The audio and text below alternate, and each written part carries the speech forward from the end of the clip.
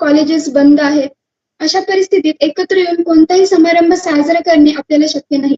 परंतु याही परिस्थितीला सकारात्मकरित्या आपण एकत्र आलो ते ऑनलाईन वेबिनार मार्फत.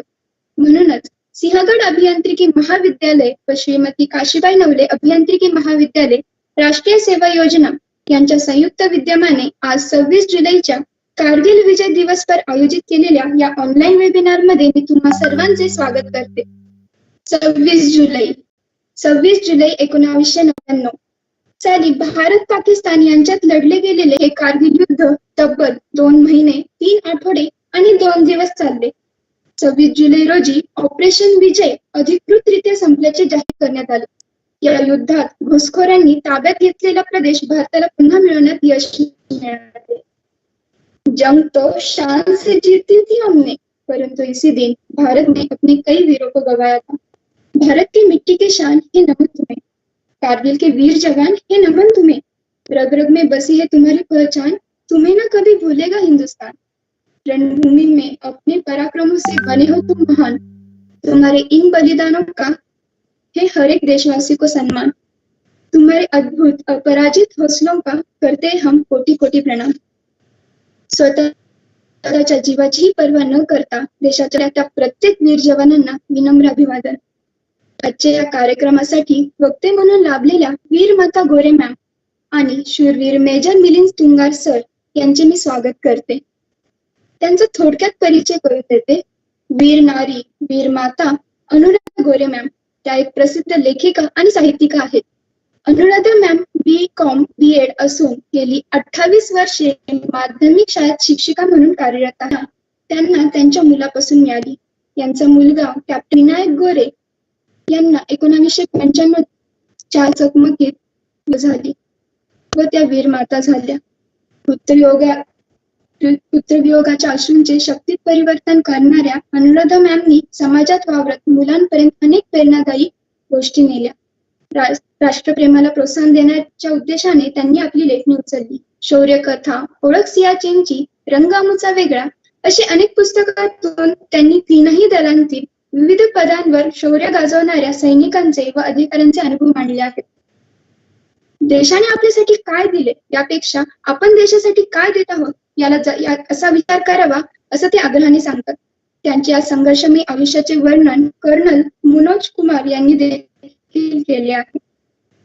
कोरोनामुळे हालचालींवर, प्रवासावर, कार्यक्रमावर मर्यादा आल्या असतानाही ऑनलाईन पद्धतीने त्या मुलांपर्यंत पोहोचत आहे.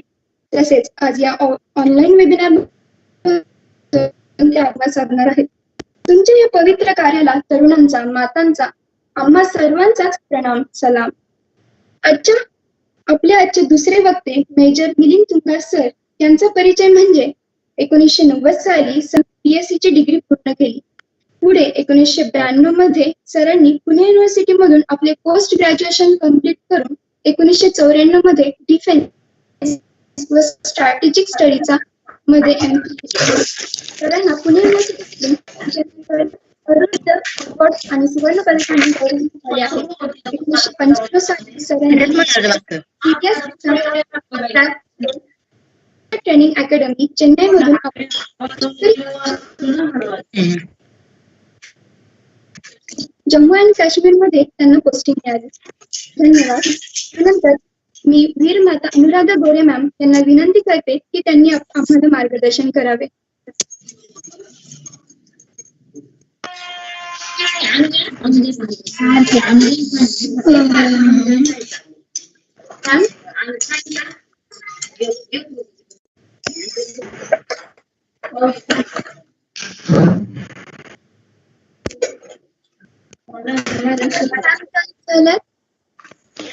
हॅलो मॅम, आवाज झालात का?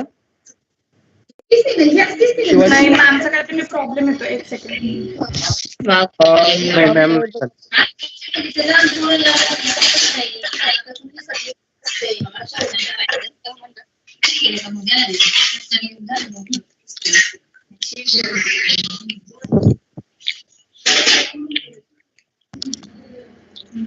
आमचं काहीतरी टेक्निकल इश्यू आहे. 2 मिनिट वाट बघूया.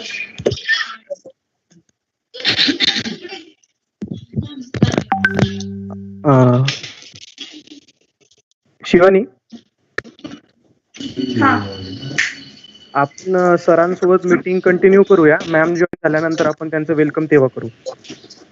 ओके ओके, चालेल चालेल.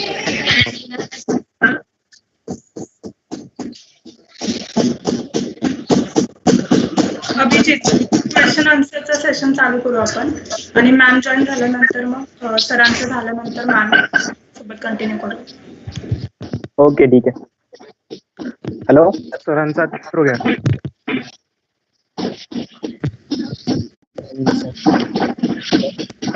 Good morning all of you. Good morning sir. Good morning sir. Good morning. Good morning, sir. Good morning, sir. Hello, am I audible, sir? Hello.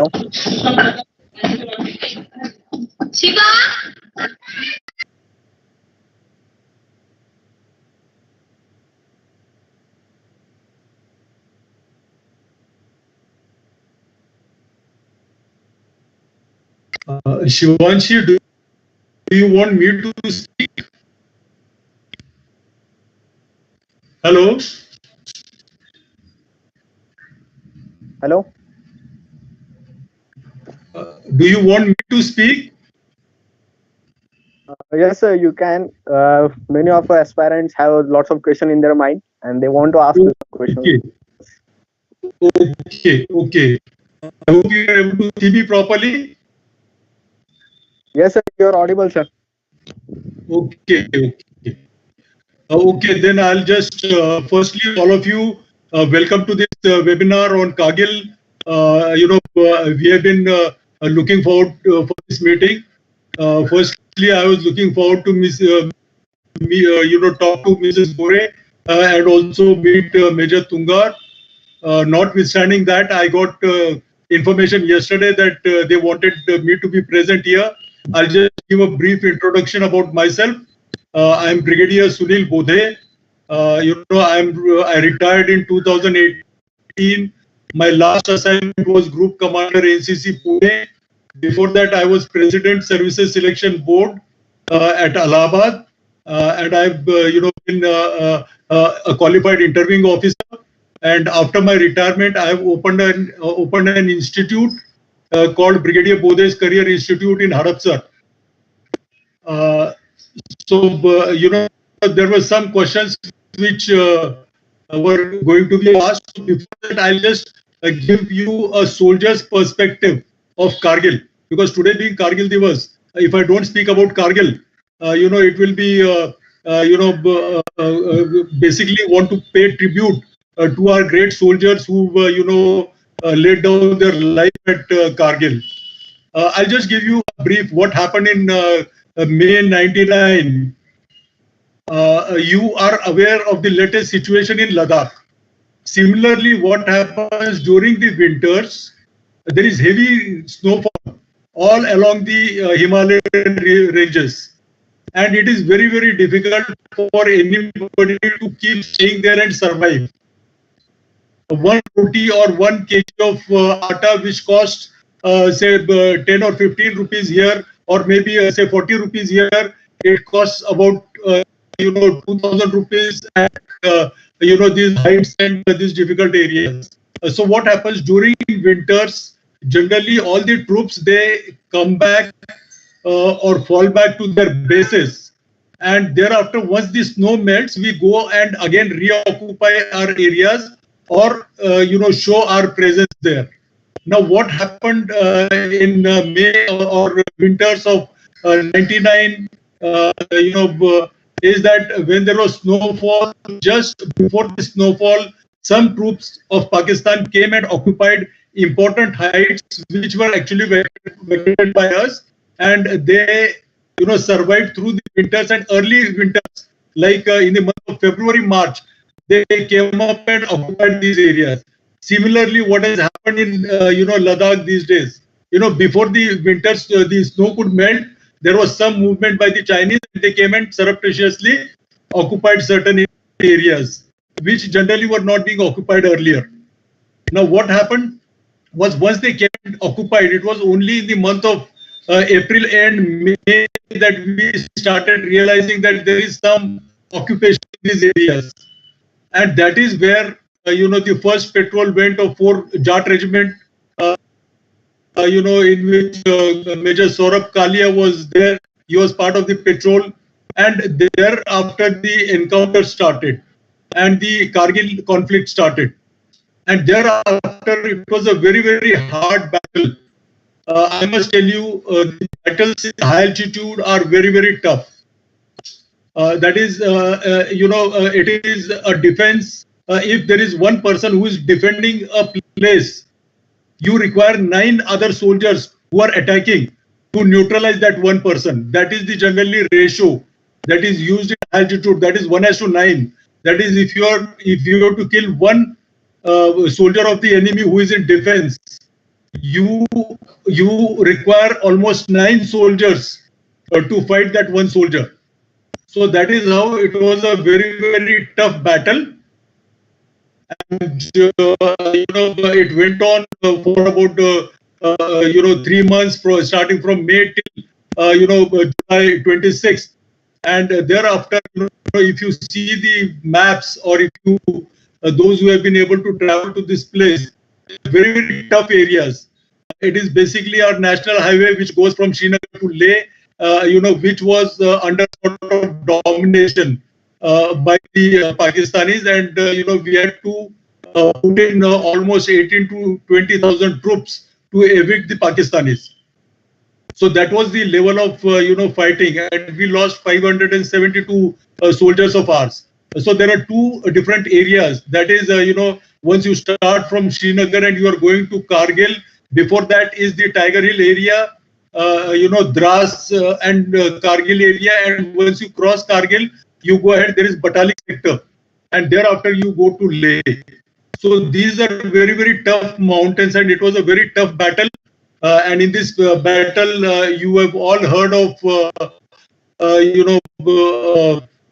your war heroes, be it Manoj Pandey or Captain Vikram Batra and others who laid down their lives just to remember of their determination and their grit. Just to highlight, Vikram Batra said, "I'll go and either put the flag on the Tiger Hill, or I'll come wrap the flag." So you see the type of nationalism or the patriotism that is shown by all the soldiers. It was a very, very tough battle for the Indian Army, and also I must mention that even the Air Force played a very, very important role in this battle, and that is how we were able to push back the Pakistanis and win the battle or win the conflict. So that is why 26th July is being celebrated as a Kargil Day. Now, before you ask me questions, so if you study the Kargil battle, what all it brings out? It brings out firstly physical toughness. So these are the qualities I'll just enumerate so that you get to know. Firstly, physical fitness. There is no compromise as far as physical fitness is concerned. The second is your application of your knowledge or your effective intelligence. Shivaji Maharaj ने बोला था शक्ति पेक्षा युक्ति श्रेष्ठ. So you have to remember that you should be able to outwit the enemy, and you should be able to use your intelligence, effective intelligence. Thereafter is your team spirit, your cooperation, your ability to help your subordinates, because no single soldier can win any battle. When we go in battle, whom do we die for? We die for our colleague, we die for our unit, that is the team, and we die for our nishan, that is our national flag or the unit flag. So that spirit, team spirit, is very, very important. Is your physical and mental stamina. War or a battle is a very, very long run process wherein you are tested, your determination, your courage, your mental stamina, physical stamina, all these are put to test. So, soldiering as a profession is a very tough profession and is a very, very demanding profession. It demands of your family, it demands of your body, your being a human being. Okay, so now all these qualities which I have told you, now these are the qualities which we check. Now these qualities actually form a part of your personality. And what we do at Services Selection Board is to assess your personality. And when we assess your personality, there are three assessors. One is the psychologist who, sees your character or your qualities, which is battery of tests, seeing your subconscious thinking or subconscious character as to what is there in your heart. Thereafter, the group testing officer sees your group dynamics, your team spirit, your leadership qualities, and all the qualities are seen by the GTO. And then there is an interviewing officer who takes your interview and also sees your all these qualities in you. The organizers, please tell me once Gore madam is there, so that I will stop and then we will go ahead with welcoming her. Hello. Hello. I hope you are able to hear me. Yes. Can you hear me, sir? Yeah. Yeah. Should I continue? Mayur? Yes, sir. माझा आवाज येतो तुम्हाला? Can you? माझा आवाज Yes, sir. तुमचा आवाज येतोय. येतोय सर. Yes, sir. येतोय ना? गोरे मॅडम जॉईन झाल्या का? Yes, sir. नाही सर, त्यांचा टेक्निकल इश्यू येतोय कनेक्टिव्हिटीचा, तर त्या ट्राय करतोय बोलल्या. बरं, मग तुम्ही जे प्रश्न विचारले होते 14 प्रश्न, ते त्याचे हे करू का थोडक्यात उत्तर? अभिजित तुम्हाला एक क्वेश्चन विचारेल, त्यानुसार मग तुम्ही त्यांचे आन्सर देसाल. बरं, ठीक आहे. अभिजित, ऐकू येतोय माझा आवाज? Yes sir. हॅलो. प्रश्न लक्षात आहे का विसरलास? आहे सर. लक्षात आहे ना सर? आज तुमचा इंट्रो द्या तुम्ही. बरं, नाही इंट्रोडक्शन मला वाटतं तुम्ही दिलेलंच आहे. परत मी एकदा इंट्रोडक्शन देतो. मी मेजर मिलिंद तुंगार. मी भोसला मिलिटरी स्कूलमधून B.Sc केलं. त्याच्यानंतर पुणे युनिव्हर्सिटीमधून मी पोस्ट ग्रॅज्युएशन आणि M.Phil केलं. तिथे डिफेन्स अँड स्ट्रॅटेजिक स्टडीजमध्ये सिनियर ऑफिसर्स होते, admiral Nadkarni, general B.C. Joshi. त्यांच्यासोबत मिळून मी सेंटर फॉर ॲडव्हान्स स्ट्रॅटेजिक स्टडीजचा फाउंडर मेंबर आहे. आणि माझे विद्यार्थी किंवा माझे रूममेट्स हॉस्टेलचे आता बऱ्याच युनिव्हर्सिटीमध्ये हेड ऑफ द डिपार्टमेंट आणि आर्मीमध्ये पण आहेत आणि शिक्षण विभागात पण आहेत. आणि आमच्या गेल्या कित्येक पिढ्यामध्ये मिलिटरीत कोणीच नव्हतं. सगळे आमचे आई वडील आजोबा पंजोबा सगळे प्रिन्सिपल किंवा लेक्चरर किंवा टीचर्स होते. आणि मी पण शिवाजी मिलिटरी स्कूलमध्ये 2 वर्ष कॉलेजमध्ये ज्युनियर कॉलेजमध्ये लेक्चरर होतो. त्याच्याशिवाय मी पुण्यामध्ये आता सध्या आमचं सैनिक बोर्ड असतं, त्याच्यामध्ये महाराष्ट्र राज्यातील सर्व वीरपत्नी वीरमाता यांचे पेन्शनचे कामं, शहीदांचे कामं, त्यांचं पुनर्वसन कल्याण याच्यासाठी जे केंद्र शासनाकडून जी मदत मिळते, पेन्शनची असेल किंवा एखादा शहीद जवान असेल तर त्याला आपण एक्स ग्राशिया सानुग्रह अनुदान 1 करोड रुपये आपण देत आहोत. त्याच्यानंतर त्यांच्या मुलांना शिक्षणासाठी हॉस्टेल्स चालवतो, त्यांचे ॲडमिशन्स करतो, मेडिकल कॉलेज, इंजिनिअरिंग कॉलेज. तुमच्या कॉलेजमध्ये पण काही मुलं आपले शहीदांचे मुलं शिकत आहेत, त्यांना स्कॉलरशिप देणं, त्यांना हॉस्टेलची सुविधा देणं आणि त्यांचं पूर्णपणे पुनर्वसन करणं. आणि जे जवान ड्युटीवरती आहेत त्यांच्या कुटुंबियाकडे त्यांच्या मुलांसाठी जे काही अडीअडचणी येत असतील समाजामध्ये शिक्षणासाठी, त्या पूर्ण सोडवण्याचा प्रयत्न करणं. आणि त्याच्याशिवाय आम्ही काही ट्रेनिंग इन्स्टिट्यूट चालवतो. औरंगाबादला 11वी 12वीसाठी NDची तयारी करून घेतो आम्ही. तिथे सुद्धा आपले 400 मुलं आज आर्मीमध्ये मोठ्या. त्याच्याशिवाय जवानांसाठी सोल्जर्ससाठी आम्ही सातारा, कोल्हापूर आणि ह्या ठिकाणी ट्रेनिंग सेंटर चालवत आहोत. तर त्या ट्रेनिंग सेंटरमधून सुद्धा बरेचसे मुलं आज मिलिटरीमध्ये जात आहेत. आणि आता मुलींना सुद्धा कालच सुप्रीम कोर्टाने सांगितलं की त्या मुलींना सुद्धा आता कमिशन हे परमनंट कमिशन मिळत आहे. त्यामुळे मुलींना पण खूप चांगला करिअर करण्याची संधी आहे. त्याच्याशिवाय आता केवळ अधिकारीच नाही, डॉक्टरच नाहीत, इंजिनियर नाही, तर कोर ऑफ मिलिटरी पोलीस म्हणजे ज्याच्यामध्ये इन्फंट्री सारखं काम असतं त्यांना सुद्धा मुलींना रिक्रुटमेंट त्यांची सुरू केलेली आहे. आणि तुमचे सगळे प्रश्न आहेत, मला वाटतं या प्रश्नामध्येच माझे जे उत्तर आहेत ते आणि माझं इंट्रोडक्शन एकच होऊन जाईल, म्हणून मी माझं इंट्रोडक्शन जास्त सांगत नाही, कारण ह्या प्रश्नामध्ये तुम्ही जे प्रश्न विचारले त्या प्रश्नाच्या अनुषंगाने मी उत्तरं देईल, तेव्हा तुमच्या लक्षात येईल की बाबा जे तुम्ही प्रश्न विचारलेत ते मी माझ्या ऑफिसशी कसे रिलेटेड आहेत किंवा आर्मीशी कसे रिलेटेड आहेत.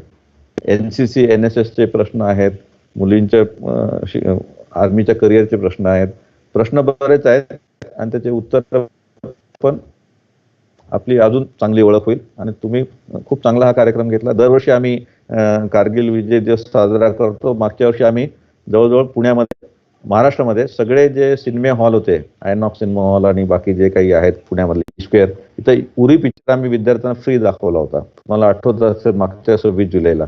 पण आता सिनेमा हॉल बंद असल्यामुळे तुम्हाला काही ते आम्ही ठेवू शकत नाही कार्यक्रम. पण पुढच्या वर्षी आपण नक्कीच मोठ्या जवळजवळ सर्व सिनेमा हॉलमध्ये किंवा सर्व थिएटर्समध्ये सिंगल असते स्क्रीन, त्याच्यामध्ये मल्टिप्लेक्समध्ये आपण असे कार्यक्रम मुलांसाठी म्हणून NCCच्या NSSच्या मुलांसाठी म्हणून आपण ठेवत असतो. तुम्ही पाहिलाय का उरी पिक्चर? मागच्या वर्षी आम्ही मागच्या वर्षी आम्ही 26 जुलैला ठेवला होता हा, की तुम्हाला थोडा अंदाज यावा की काय आहे तो.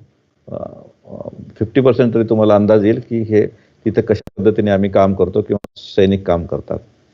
तर आपण माझं इंट्रोडक्शन आहेच इथे. गोरे मॅडम पण आहेत, वीरमाता आहेत, त्याच्यानंतर मेजर ब्राह्मणकर ते पण अपेक्स करिअर अकॅडमीचे फाउंडर चेअरमन आहेत. बोधे सरांनी पण आपल्याला सांगितलेलं आहे. तर जे प्रश्न आहेत ते प्रश्नांची उत्तरं मी देईलच. तर आपण एक एक करून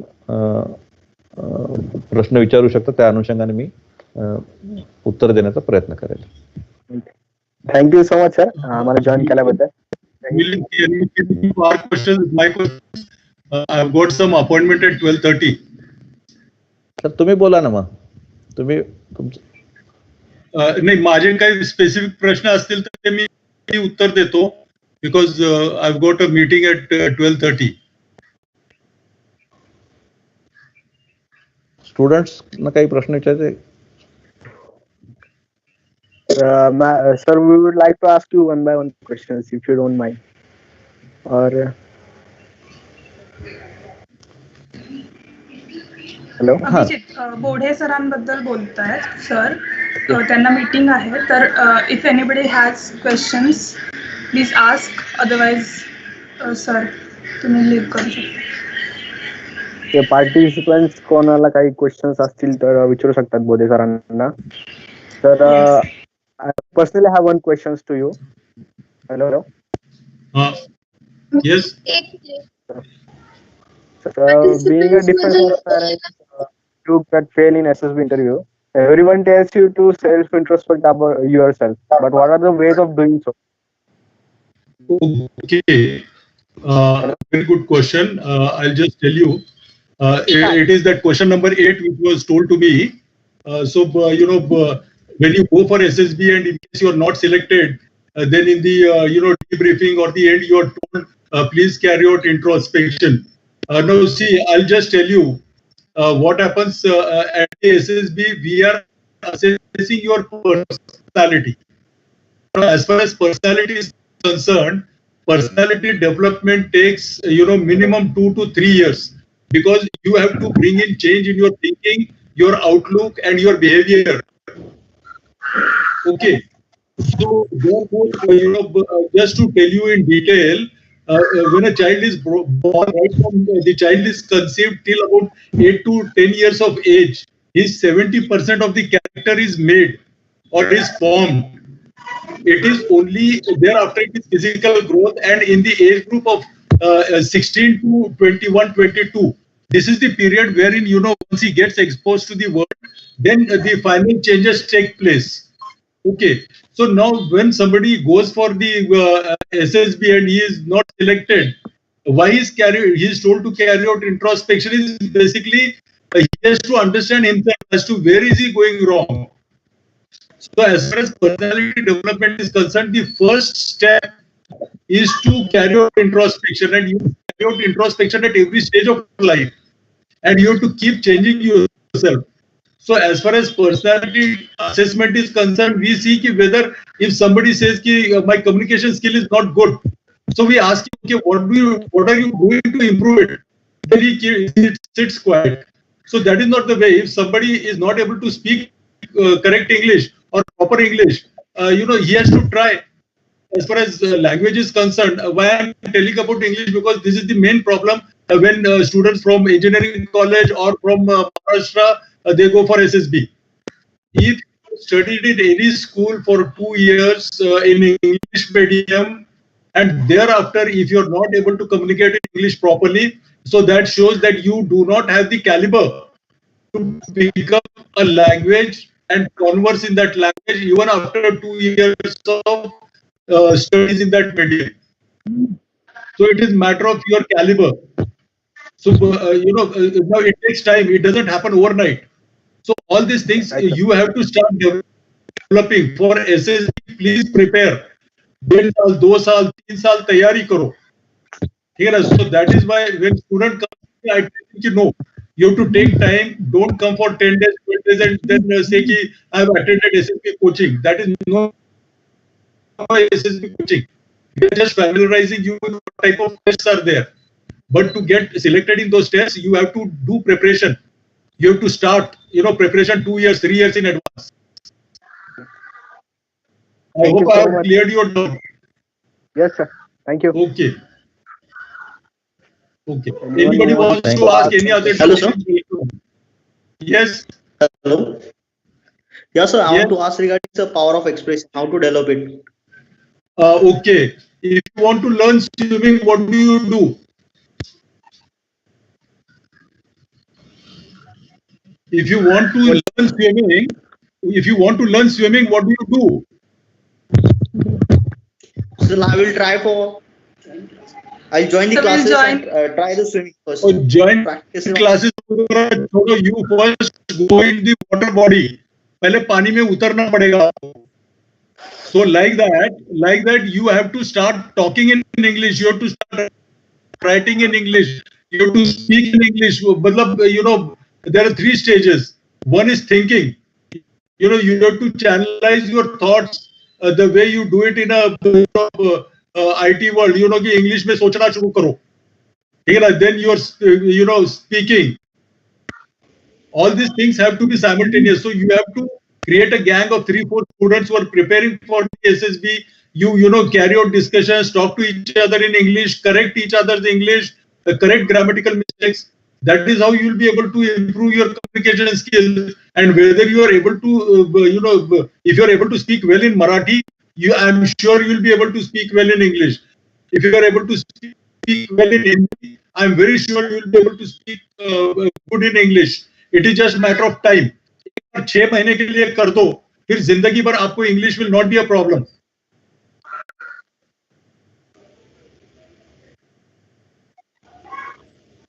Hello. Yes, sir.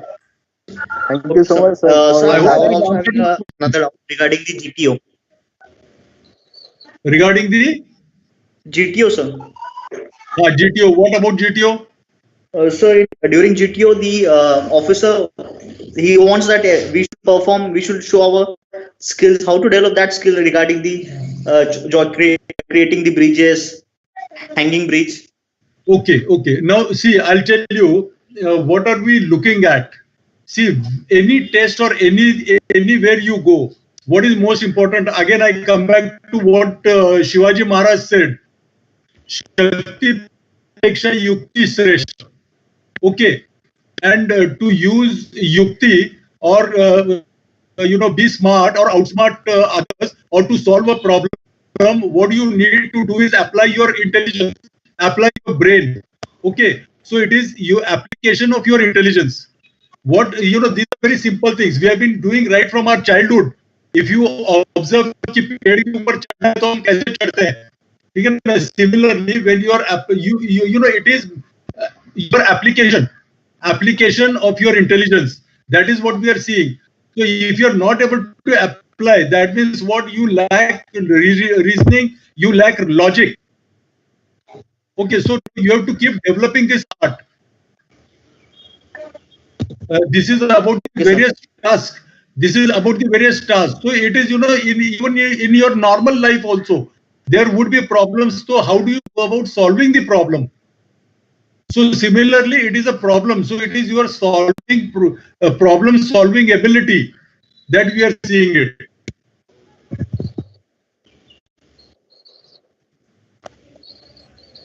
Hello. I hope I have answered your question. Thank you so much, sir.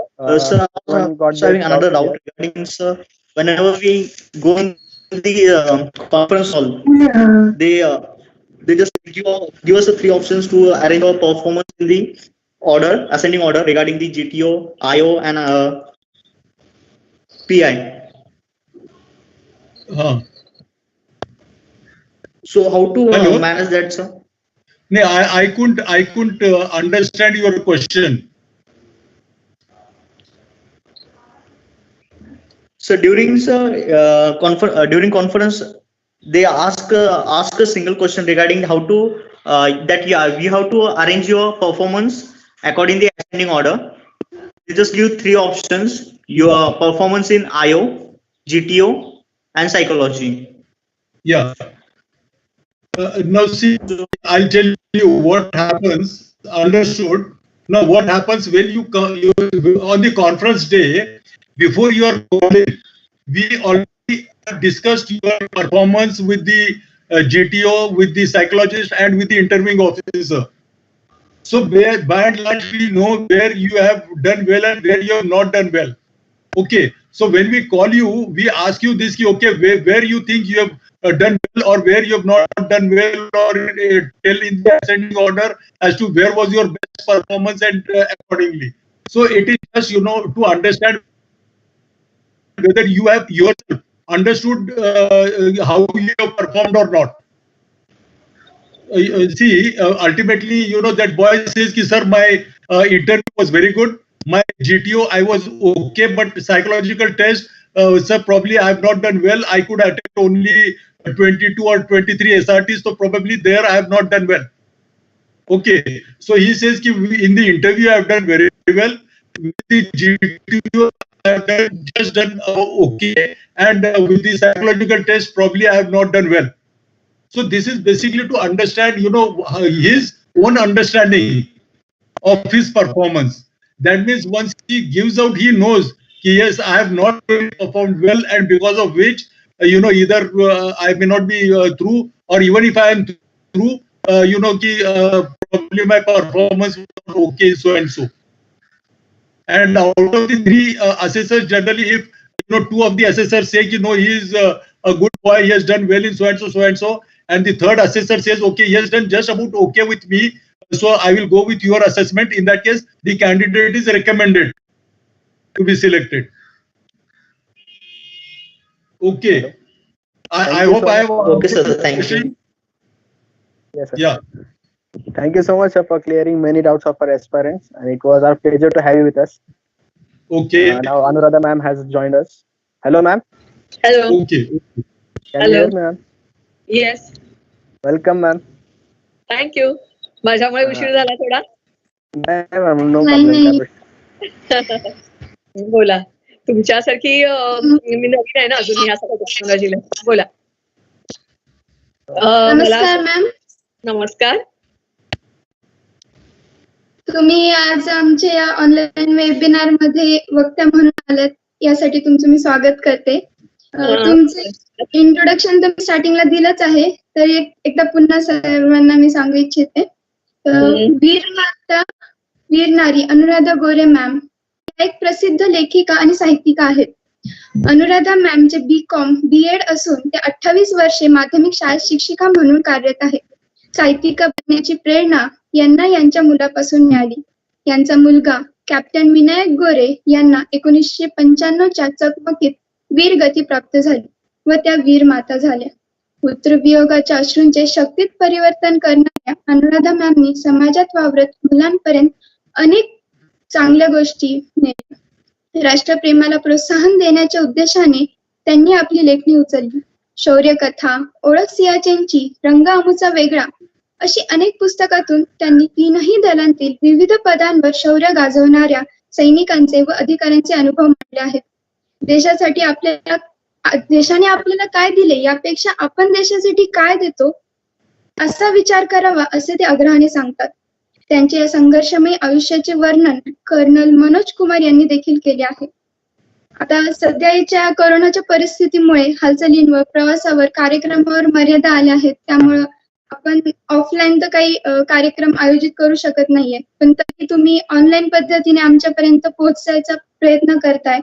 खरोखर या तुमच्या कार्याला, तुमच्या आजपर्यंतच्या सगळ्या आयुष्यातल्या या संघर्षमयी कार्याला या तरुणांचा, मातांचा व आम्हा सर्वांचा सलाम. या ऑनलाईन वेबिनार मधून तुम्ही आमच्याशी संवाद साधणारच आहात, तर मी तुम्हाला विनंती करते की तुम्ही आम्हाला मार्गदर्शन करावे. मला वाटतं आजचा कारगिलच्या संदर्भात होता, बरोबर. आणि तुम्ही सगळे एनसीसी विद्यार्थी आहात आणि इंजिनिअरिंग विद्यार्थी आहात, त्यामुळे कारगिलकडे वळण्याच्या पूर्वी तुमच्याशी 2 मिनिटं अगदी असं बोलते मी की तुम्ही एनसीसी म्हणालात की मला माझा मुलगा आठवतो, तोही एनसीसी मध्ये होता आणि एकदा मला वाटतं तुम्ही युनिफॉर्म घातलात आणि मनाशी पक्क केलं तर की मला जायचंय, यू विल डू इट. दुसरी गोष्ट अशी आहे की जेव्हा तुम्ही मला मुलं भेटता सगळी तेव्हा मला खूप बरं वाटतं. पण तुम्ही म्हणजे असते ऊर्जा, तुम्ही म्हणजे असतं उत्साह आणि तुम्ही मस्त आमचं भविष्य. तेव्हा मला असं वाटतं की तुम्ही एकदा मनाशी ठाण घेतलात ना की आम्ही करणार, I am sure about it. हा एक भाग. दुसरी गोष्ट अशी आहे की इंजिनिअरिंग झाल्यानंतर तुम्हाला कोणत्याही लाईन मध्ये तुम्ही इंजिनियर झाला असलात ना तरी तुम्हाला भरपूर भरपूर भरपूर भरपूर स्कोप आहे. माझे अनेक इंजिनिअरिंग स्टुडंट्स कोणी नेव्हीत आहेत, कोणी आर्मीत आहेत, कोणी एअरफोर्स मध्ये आहेत आणि वेगवेगळ्या म्हणजे प्रत्येक कोणी अनमॅन्ड व्हेहिकलवर काम करताय, कोणी आणखीन काही करताय. So no limit for that, sky is the limit for you. हा पहिला. दुसरी गोष्ट म्हणजे आता इंजिनिअरिंग 71चं युद्ध तर मला वाटते it is called as a war of engineers, बरोबर. आता कारगिलच्या क्षेत्रामध्ये सुद्धा बरंच इंजिनियर्सनी काम केलं. मला वाटतं कन्स्ट्रक्शन ऑफ डिफेन्स केलं, नंतर ट्रॅक्स तयार केले, एस्टॅब्लिशमेंट ऑफ वॉटर पॉइंट्स तयार केले, इलेक्ट्रिसिटी, हेलिपॅड तयार केले, बंकर तयार केले, मेडिकल आणि इतर जी काही खास त्यांनी कामं होती ती केली. नंतर माइन रिचिंगचं काम केलं, क्लिअरिंगचं काम केलं, डिस्ट्रक्शनचं काम केलं, हॅबिटॅट्स बांधले 1 आणि 2. तेव्हा तुम्ही वेगवेगळ्या प्रकारची वेगळी कामं तुम्ही करू शकता. Wish you all the best. आता तुम्ही कारगिल दिवसाच्या निमित्ताने बोलतो आहोत आणि सध्या मी गेले काही वर्ष म्हणजे गेल्या 1-2 वर्षापासून कारगिल युद्धावर मी पुस्तक लिहायचं ठरवलेलं नाहीये. मला वाटतं माझा एक व्हिडिओ मी तुम्हाला पाठवून तुम्ही जरूर बघा. पण हिरोज म्हणजे ज्यांनी कारगिल विजय आपल्याला मिळवून दिला त्या हिरोंवर सध्या मी पुस्तक लिहिते आहे. तर ते सांगत असताना मला तुम्हाला सांगायला आवडेल की कालपासून टीव्हीवर आपण सगळं ऐकतो आहोत की कारगिल ऑपरेशन विजय आणि विक्रम गाथा ह्याच्याशिवाय दुसरं कोणीच काही उल्लेख करत नाहीये. तर मला असं वाटतं विक्रम गाथा असं नाही. कोणतं कॉलेज आहे पुण्याचं ऑनलाईन लेक्चर चालू आहे त्याचं लेक्चर चालू आहे. सर्वांनी माईक म्यूट करायचं. इतर अनेक मला स्वतःला असं वाटतं बिईंग अ टीचर की तुम्ही आपण हत्तीची गोष्ट बघतो ना तसं तुम्ही आत्ता फक्त कारगिल म्हणजे ऑपरेशन विजय एवढंच ना बघता ऑपरेशन विजय.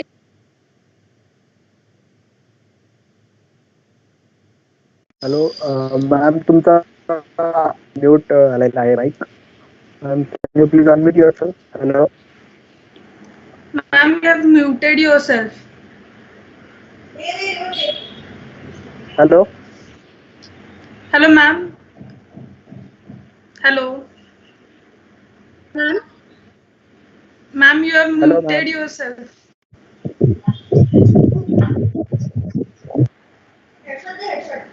येत आहे परत? हो. हॅलो. Yes ma'am. हो, येतोय मॅम. वाटतंय ते. Hello. Yes ma'am, Hello. You are audible. म्हणणं ना कॉल येत आहेत त्यामुळे डिस्टर्बन्स येत आहे. तर ते मला सांगायला आवडेल. तर मला वाटते कारगिलची पार्श्वभूमी आधी आपण समजून घेऊया. It is called as operation Vijay आणि ते आपण दिलेलं उत्तर होतं. पाकिस्तानने ऑपरेशन बद्र असं नाव दिलं होतं आणि आपल्या काही जे संघर्ष होते, काही बंकर्स होते आपल्या बॉर्डरवरचे, त्या ठिकाणी ते येऊन ऑलरेडी वसते तिथे राहिलेले होते. मुळात प्रॉब्लेम असा आहे की बद्र हे जे काही ऑपरेशन आहे ना, हे एक्सटेन्शन आहे. म्हणजे पाकिस्तान स्वतंत्र झाल्यापासून सातत्याने तो आपली भूमी काश्मीर काश्मीर काश्मीर काश्मीर काश्मीर बळकवायचा प्रयत्न करतोय. सगळे प्रयत्न हरले. 47-48 साली आपण त्याला हरवलं. 65 साली तेच झालं, 71 साली तेच झालं. कालपासून सगळी सांगतायत की 71 नंतर त्यांनी छुपयुद्ध सुरू केलं. पण मुळामध्ये काश्मीरची लढाई 47-48 पासून सुरू झाली. त्यावेळेला असं झालं की आपण युनोमध्ये गेलो आणि युनोमध्ये गेल्यामुळे युद्ध थांबलं आणि जो भाग पाकच्या ताब्यात होता तो पाकच्या ताब्यात राहिला आणि आपला होता तो आपल्या ताब्यात राहिला. मात्र जो आपल्या ताब्यात राहिलेला भाग आहे तो बळकावायचा ही सतत पाकिस्तानची भूमिका आहे. मग त्यांनी वेगवेगळी ऑपरेशन जिब्राल्टर असेल, आणखीन काय काय वेगवेगळ्या नावाने ऑपरेशन हे केली आखत राहिला. तसं 47 साली हरला, 65 साली हरला, 71 साली तर आणखीन तो पराभव झोंबला. कारण आपण 93,000 युद्ध कैदी घेतले, बांगलादेशाला मुक्ती दिली आणि लाहोर आणि कराची पर्यंत आपण धडक मारली. हे सगळं केल्यामुळे त्याला असं वाटायला लागलं की आता भारताचा पण तुकडा पाडला पाहिजे आणि म्हणून त्यांनी गंमत अशी आहे की मुशर्रफ एका बाजूला जेव्हा वाजपेयी आपले लाहोर भेट देत होते, हम जंग न होने देंगे असं म्हणत होते, त्यावेळेला जनरल मुशर्रफ हा कारगिलचा डाव आखत होते. मजा म्हणजे त्यांना रिसिव्ह करायलाही गेले नाहीत. नवाज शरीफ सांगत होते आम्हाला ह्याच्यातलं काहीच माहिती नाही. मात्र हे सगळं त्यांचं प्रकल्प उघडं पडलं. ते सतत सांगत होते की नाही आम्ही काही केलेलं नाहीये, दुसरे कोणीतरी आहेत आणि ते तिथे तुमचे बंकर अडवलेले आहेत. आता हे बंकरचं लागलं कसं, एक नांबियाल नावाचा एक बटलिक सेक्टरमध्ये राहणारा गुरखा होता आणि तो जेव्हा गुरं चारायला गेला तेव्हा त्याची एक मेंढी शेळी काय असेल ती हरवली आणि मग ती हरवल्याच्या शोधामध्ये त्याला असं दिसलं की समोरच्या एका मोठ्या टेकडीवर कोणीतरी माणसं आहेत, अपरिचित आहेत, त्यांनी पठाणी ड्रेस घेतलेला आहे. तिथे माहितीये तुम्हाला की लांबवर आवाज ऐकू येतो, त्यांची भाषा वेगळी आहे आणि मग त्यामुळे त्यांनी ताबडतोब येऊन खालती जी तिथे रेजिमेंट होती बटलेक सेक्टरमध्ये, पंजाब रेजिमेंट, त्याला येऊन सांगितलं आणि मग 8 दिवसामध्ये हे युद्ध सुरू झालं. सुरुवातीच्या काळामध्ये हे युद्ध आपल्याला अतिशय कठीण गेलं 2 कारणामुळे. एक तर अतिशय उंचावरचं हे युद्ध होतं. जगामध्ये एवढ्या उंचीवर सियाचीनला नक्कीच खेळलं गेलं, पण सियाचीन हे खूप लिमिटेड ऑपरेशन मेघदूत म्हणून होतं. एवढ्या मोठ्या प्रमाणावर म्हणजे द्रास, मुश्को, बटालिक असे प्रचंड मोठ्याच्या मोठ्या सेक्टरवर, म्हणजे मला वाटतं मुंबई पुणे जेवढं अंतर आहे ना तेवढ्या अंतरावर हे युद्ध खेळत होतं. 2 त्याच्यामध्ये होते की एक तर त्यांची जी आपली हायवेची लाईन आहे ती त्यांना तोडायची होती. त्यामुळे आपल्या ज्या चौक्या आहेत लेह लडाखकडच्या आणि त्याचप्रमाणे याच्याकडच्या कुठच्या सियाचीनवरच्या त्यांना आपल्याला पुरवठा करता येणार नाही आणि मग अर्थातच त्याला तो भाग बळकवता येईल असा त्याचा हेतू होता. तो उंचावर बसलेला होता. उंचावर बसलेला जो सैनिक असतो तो खालच्या 100 जणांना भारी पडतो. नुसता वर बसलेला होता असं नव्हे, तर मला असं वाटतंय वर बसलेला असताना त्याच्याकडे त्यांनी सगळी सामग्री जमा केलेली होती.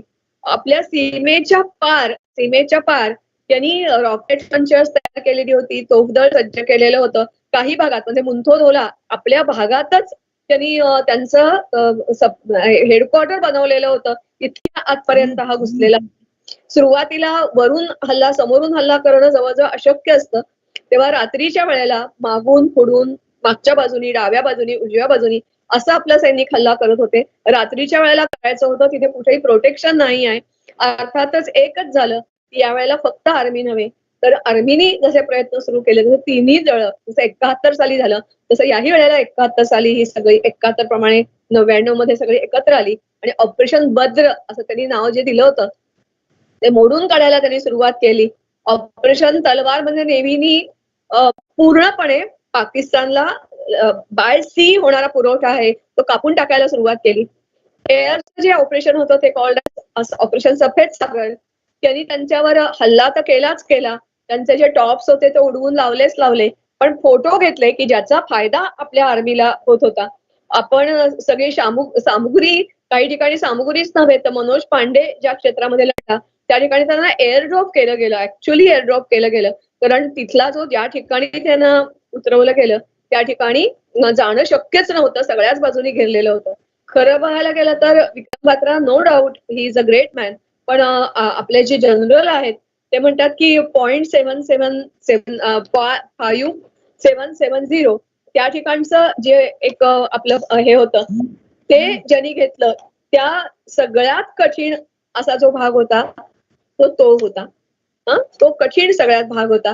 तेव्हा अतिशय कठीण एकच नव्हे तर असंख्य प्रत्येक सैनिक त्याला सपोर्ट करणारे, ट्रान्सपोर्ट करणारे, ऑर्डिनन्स वाले, सिग्नल्स वाले, कम्युनिकेशन वाले, सगळेच्या सगळे डॉक्टर्स, इंजिनियर्स ह्या सगळ्यांनी मिळून हे आपण युद्ध जिंकलेलं आहे. मी म्हटल्याप्रमाणे डावीकडून उजवीकडून मागून रात्रीच्या वेळेला हल्ला करायचा, प्रथम तोफा कव्हर पुरवायच्या म्हणजेच तोफाचा मारा सुरू झाला की त्या माऱ्याच्या ह्याच्यामध्ये आपले सैनिक वर चढायचे. ते जवळ गेले, त्यांनी सिग्नल दिला, तोफा थांबायच्या आणि मग आपले सैनिक तिथे उडायचे. मला वाटते त्याच्यातले कित्येक जण एक तुम्हाला तो व्हिडिओ बघायला सुद्धा मिळेल.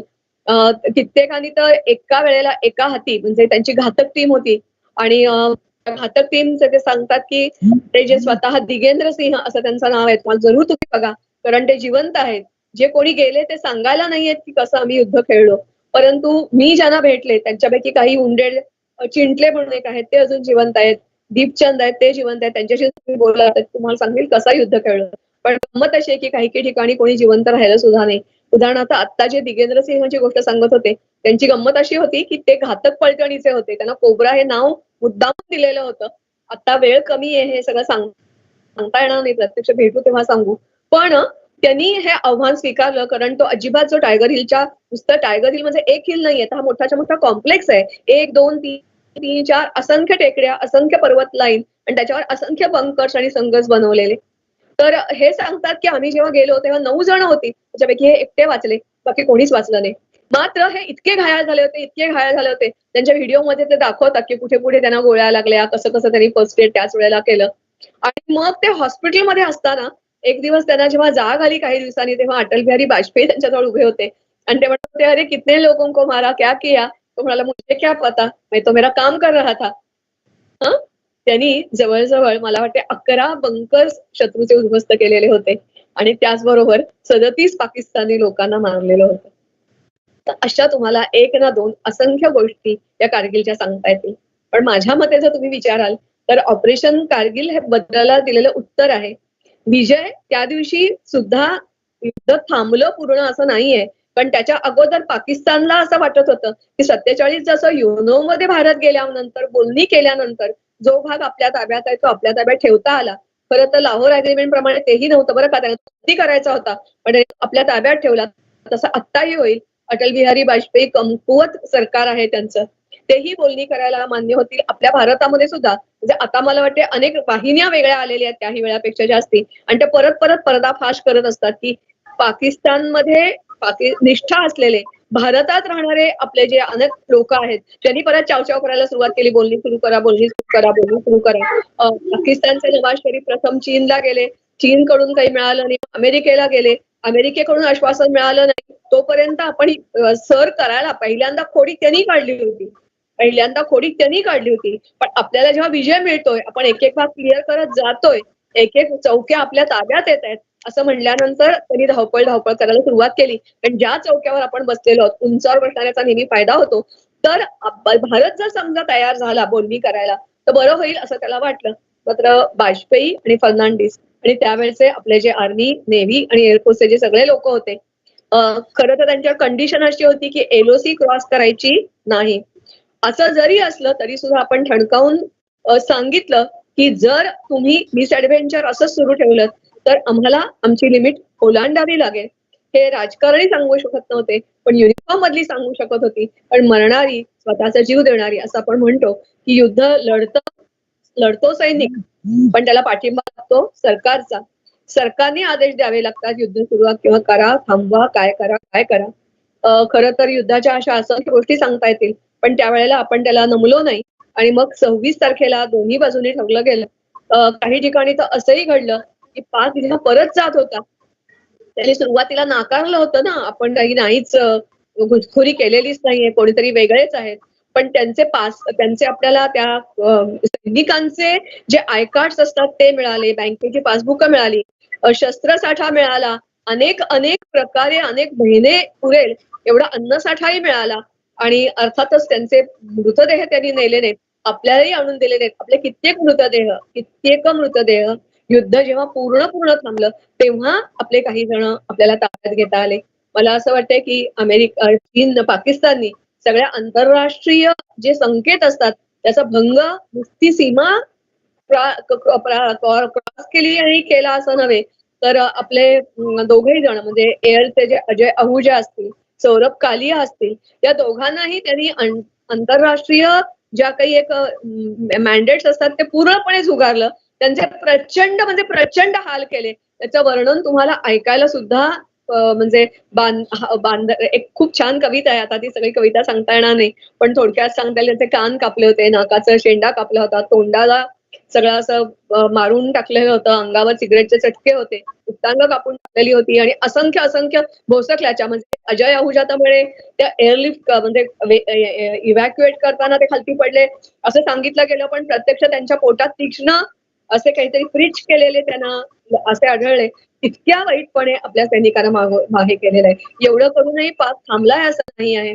आणि मला असं वाटतं की तुमची जबाबदारी आहे तरुण पिढीची की पाकिस्तानला धडा शिकवायचा. नुसतंच विक्रम बात्रा प्रमुख होता, मुख्य होता, योगेंद्र सिंहनी असं केलं असं न मानता आपणही योगेंद्र सिंह झालं पाहिजे, आपणही विक्रम बात्रा झालं पाहिजे, अशी तुम्ही जिद्द ठेवा.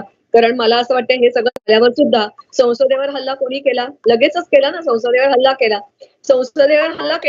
त्याच्यानंतर असंख्य आतंकवादी तो पाठवत राहिला. ऑपरेशन रक्षक ज्याच्यामध्ये माझा मुलगा शहीद झाला, तसं ऑपरेशन रक्षक मध्ये किती, ऑपरेशन पराक्रम मध्ये आपण किती मुलं घालवली. एवढंच कशाला, त्याच्यानंतर आजपर्यंत सुद्धा जे स्टोन पेल्टिंग वगैरे सगळं आहे ना, तो त्या ऑपरेशन बद्रचाच भाग आहे असं मला वाटतं. मला वाटतं 2016 साल तर अतिशय वाईट गेलं आपल्याला. कारण पहिल्यांदा पठाणकोटवर हल्ला झाला, मग आता सीआरपीएफचा जवानांवर हल्ला झाला आणि हे सत्र थांबलेलं नाहीच आहे, अजूनही सुरूच आहे. मला असं वाटतं की ऑपरेशन विजय त्यावेळेला आपण थोडासा स्टॉप घेतलाय. मात्र खरा जर विजय मिळवायचा असेल तर हे जे ऑपरेशन भद्र वृत्ती आहे असं मी त्याला म्हणते, मग ही जी वृत्ती असेल ती वृत्ती भारतामध्ये राहणारी असेल, भारताच्या सीमा पार करून येणारी ही जी भद्र वृत्ती आहे तिला आपण ठेचलं पाहिजे आणि आपण विजय मिळवला पाहिजे. कारण मला असं वाटतंय की मी जसं ह्या आता म्हटलं की ह्याच्यावर पुस्तक लिहिते, दुसऱ्या एका प्रोजेक्टवर माझं काम सुरू आहे, फॉरगॉटन किंग्स आणि किंगडम्स. हे करताना मला जाणवतं की अरे आम्ही कसे जिवंत राहिलो, खरोखरीच आश्चर्य आहे. कारण अक्षरशः म्हणजे तुम्ही सगळ्यांनी राणा प्रतापांची गोष्ट ऐकलेली आहे, पण राणा प्रतापांच्या मुलाला नंतर संधी करावी लागली, पण 17 युद्ध खेळूनही तो हरला. 2 पिढ्या त्या सगळ्या राजपूतांच्या मरून गेल्या. बायका जोहार केला, म्हणजे आपल्याला यांचा जोहार माहितीये, कोणाचा, राजपूतांच्या राण्यांचा जोहार माहितीये, पण 47 साली आपल्या मिरपूरला त्याही वेळेला आपल्या हिंदू स्त्रियांनी, परत त्यांचं नाव कुठे आलं नाही, नाव कोणाला माहिती नाही, त्याही स्त्रिया कित्येकांनी आपल्या पंजाबी, शीख, बुद्ध जे होते त्यांनी आपल्या मुलींना, बायकांना मारलं आणि मग स्वतः आत्महत्या केली, असंही घडलेलं आहे. हा सगळा खूप मोठा इतिहास आहे. तर मला असं वाटतं ही जी वृत्ती आहे ना भद्र, ही वृत्ती आपण नष्ट करायला हवी आहे, तेव्हा खऱ्या अर्थाने आपण विजय दिवस साजरा केला असं होईल. त्याची जबाबदारी मला वाटते आपण नेहमी म्हणतो त्याप्रमाणे पुढच्या पिढीवर असते. ह्या कारगिलच्या सगळ्या योद्ध्यांनी आणि आता जे तुमच्याशी 2 जे कोण बोलत होते, मला वाटते मला तर बोलायला खूप थोडा अधिकार आहे, कारण मी फक्त म्हणजे विनयची आई आहे एवढंच. ती 2 जण तर युद्ध खेळलेली, त्यांना जास्ती अनुभव आहे, त्यांचे अनेक कलिग त्याच्यामध्ये होते. पण मला असं वाटतं की असं जेव्हा म्हणतात की हमसे हुआ जो हमने किया, बाकी बचा वो आपको करना होगा, तसं तुम्हाला करावं लागेल. मला वाटतं विवेकानंद असं म्हणाले होते ना की मला 100 युवक द्या, मी सगळं भारत परिवर्तन करून दाखवेन. पण मला असं वाटतं बदलल्या परिस्थितीमध्ये हे 100 युवक काय, त्याच्यापेक्षा कित्येक पटीनं युद्ध लोक करतायत, वेगवेगळे सामाजिक कार्य करतायत. आणखीन एक तुम्हाला सांगायला मला आवडेल की लोक सुद्धा सीमेवरच्या लोकांना मदत करू शकतात. तुम्ही जर गेला नाहीत, सीमेवर जाऊ शकला नाहीत, लष्करात जाऊ शकला नाहीत, तर ऑपरेशन सद्भावनाच्या अंतर्गत तुमचं कॉलेज पुण्यामध्ये आहे, तुम्ही कधीतरी सारंग गोसावीला बोलवा. हा जो तानशी नांबियाल होता, त्याला जेव्हा विचारलं गेलं की तू पहिल्यांदा घुसखोरी आम्हाला सांगितलीस, तुला बक्षीस काय देऊ, तो म्हणाला पर्सनल बक्षीस मला काहीच नको, माझ्या लडाखची प्रगती करा आणि मग त्याच्यानंतर मला वाटते गेल्या वर्षी जेव्हा 370 कलम हटवलं ना, तेव्हाचा पहिला म्हणजे मी जेव्हा कार्यक्रम ठरवला आत्माराम तेव्हा काही असं झालेलं नव्हतं बरं का. पण आम्ही तिथे गेलो 15 ऑगस्टला तेव्हा 370 हटवलेलं होतं आणि त्या कार्यक्रमाला लेहच्या मुख्य कार्यक्रमाला मी स्वतः हजर होते. अक्षरशः लोक आपण जसं लग्न कार्याला जावं ना तशी झुंडीच्या झुंडी कुठकुठून त्या कार्यक्रमाला येत होती. त्यांना खरा आनंद मिळत होता. आणि मी आत्ता म्हटल्याप्रमाणे त्यांना आत्ता म्हणजे इतके दिवस व्हॅलीकडे लक्ष दिलं जात होतं, लेह लडाखकडे आता लक्ष दिलं जाईल आणि त्यांनी सारंग गोसावी तुमच्या पुण्यामध्ये मला वाटतंय सरहद पण आहे. पण आता हा 50 प्रोजेक्ट आर्मीच्या बरोबर राबवतो. मी तुम्हाला म्हणत असं की आपण कधीच बदलत नाही. उदाहरणार्थ फायर अँड फ्युरी आता ज्यांचं नाव तुम्ही ऐकताय जोशी तिथे कोर कमांडर आहेत. त्यांच्या केबिन मध्ये जाऊन मी गेल्या वेळेला भेटले. माझ्या पुस्तकाचं प्रकाशन त्यांच्या हस्ते झालं. माझ्या मुलाचा क्लासमेट तिथे होता. त्यांनी मला गिफ्ट काय दिली असेल तुम्ही मला सांगा. जे सैनिक आहेत त्यांनी गिफ्ट मला दिली ती गौतम बुद्धाचा पुतळा होता. म्हणजे आम्ही मनातून शांतिप्रिय आहोत. मात्र जेव्हा वेळ येईल तेव्हा मी शत्रूला मात्र रणचंडीचा अवतार घेऊ शकतो हे तुम्ही सिद्ध करून दाखवा. तुम्हाला सगळ्यांना शुभेच्छा.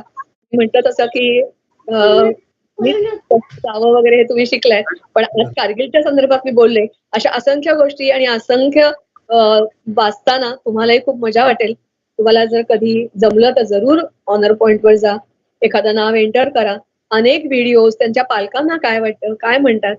म्हणजे आम्ही असं म्हणतो की काल मी माझा एक दुसरा व्हिडिओ आहे त्याच्यामध्ये मी एक ओळी सांगितली त्या आम्ही कायम लक्षात ठेवतो. सोल्जर आपल्या यांना काय सांगत असतो परिवाराला, you are don't cry you are martyr's kid, stand for your right you are martyr's wife, you gave birth to a soldier, you gave birth to a soldier mother, you should be proud and not sad. हे आम्ही कायम लक्षात ठेवतो. आणि तुंगार साहेब जसे पुण्याचे जिल्हाधिकारी आहे सैनिक कल्याण बोर्डाचे तसे आमच्यासाठी आर्मी खूप काळजी घेते. फक्त आम्हाला एका गोष्टीचं वाईट वाटतं की युद्ध झालं असे इव्हेंट झाले की लोक विसरतात. कसे लोक विसरतात आणि कसा फायदा घेतात त्याचे माझ्याकडे गेल्या 25 वर्षातले 1-2 नव्हे शेकडो हजारो किस्से आहेत. पण ते किस्से मला आठवायचेच नाहीयेत. मला एवढंच म्हणायचं की सर्वसामान्यपणे आपल्या मनावर थोडीशी जी राख बसलेली असते ना राष्ट्रप्रेमाची ती राख उडवायला हवी आहे. ती राख उडली की आज जसे तुम्हाला अंगार दिसतात लाल लाल लाल तसं तुमच्या प्रत्येकाच्या हृदयामध्ये आहे. ते तुम्ही प्रज्वलित करा. अंतस्थ ऊर्जेस तुम्ही प्रज्वलित करा. गवसेल तुम्ही तारा. एवढं मी म्हणते आणि थांबते. आता मला काही विचारायचं असेल तर विचारा. हॅलो मॅम तुम्ही जे आम्हाला मार्गदर्शन केलं ते खरंच खूप प्रेरणादायी होतं. म्हणजे आता बऱ्याच वेळा असं होतं की मनात इच्छा असते आर्मीमध्ये जाऊन काहीतरी दाखवण्याची, पण असं होतं की जसं आता काही फिजिकल मध्ये फेल होतात किंवा जरी आपण एक्झाम पास केली तर पुढे फिजिकल मध्ये फेल झालं तर मग ते स्वप्नच राहतं. पण तुम्ही जसं आता बोलला की जसं ऑपरेशन सद्भावना, सरहद अशा वेगवेगळे ऑपरेशन आहेत की तुम्ही आर्मीमध्ये न जाता देखील देशासाठी काहीतरी करू शकता. तर आम्ही नक्कीच प्रयत्न करू की आमच्याकडून डिस्टर्ब करू एक सेकंदावर. माझं एक पुस्तक आहे परमवीर चक्र विजेते आणि ऑपरेशन सद्भावना. त्या ऑपरेशन सद्भावनाच्या अंतर्गत मी शोध घेत होते की तिथे बॉर्डरवर कोण कोण काम करताय. मला वाटते आता ते पुण्याला स्थायिक झालेत पाटणकर त्यांनी खूप लीड घेतला होता आणि मला घरात बसल्या बसल्या 22 संस्था मिळाल्या की ज्या तिथे काम करतायत. एज लिमिट नाहीये आणि मला घरात बसल्या बसल्या आणखीन किती जण असतील मला माहिती नाही. त्याच्यामध्ये गांधीवादी आहेत, RSS वाले आहेत, आणखीन कोणी आहेत, विवेकानंद केंद्र असेल, आणखीन तुमच्या ज्ञानप्रबोधिनीचे कित्येक विद्यार्थी किमान काही दिवस जातात. माझे काही विद्यार्थी तिथे पूर्ण वेळ काम करतायत. तेव्हा असं खूप तुम्हाला करता येईल. तेव्हा निराश होऊ नका. आम्ही नक्कीच काहीतरी देशासाठी आम्हीकडून काहीतरी करण्याचा प्रयत्न नक्कीच करू. तर तुम्ही याच्यानंतर कोणाला काही क्वेश्चन असतील रिगार्डिंग मॅम जे बोलल्या तर विचारू शकता. नसतील तर मग आपण पुढचं सेशन चालू करूयात.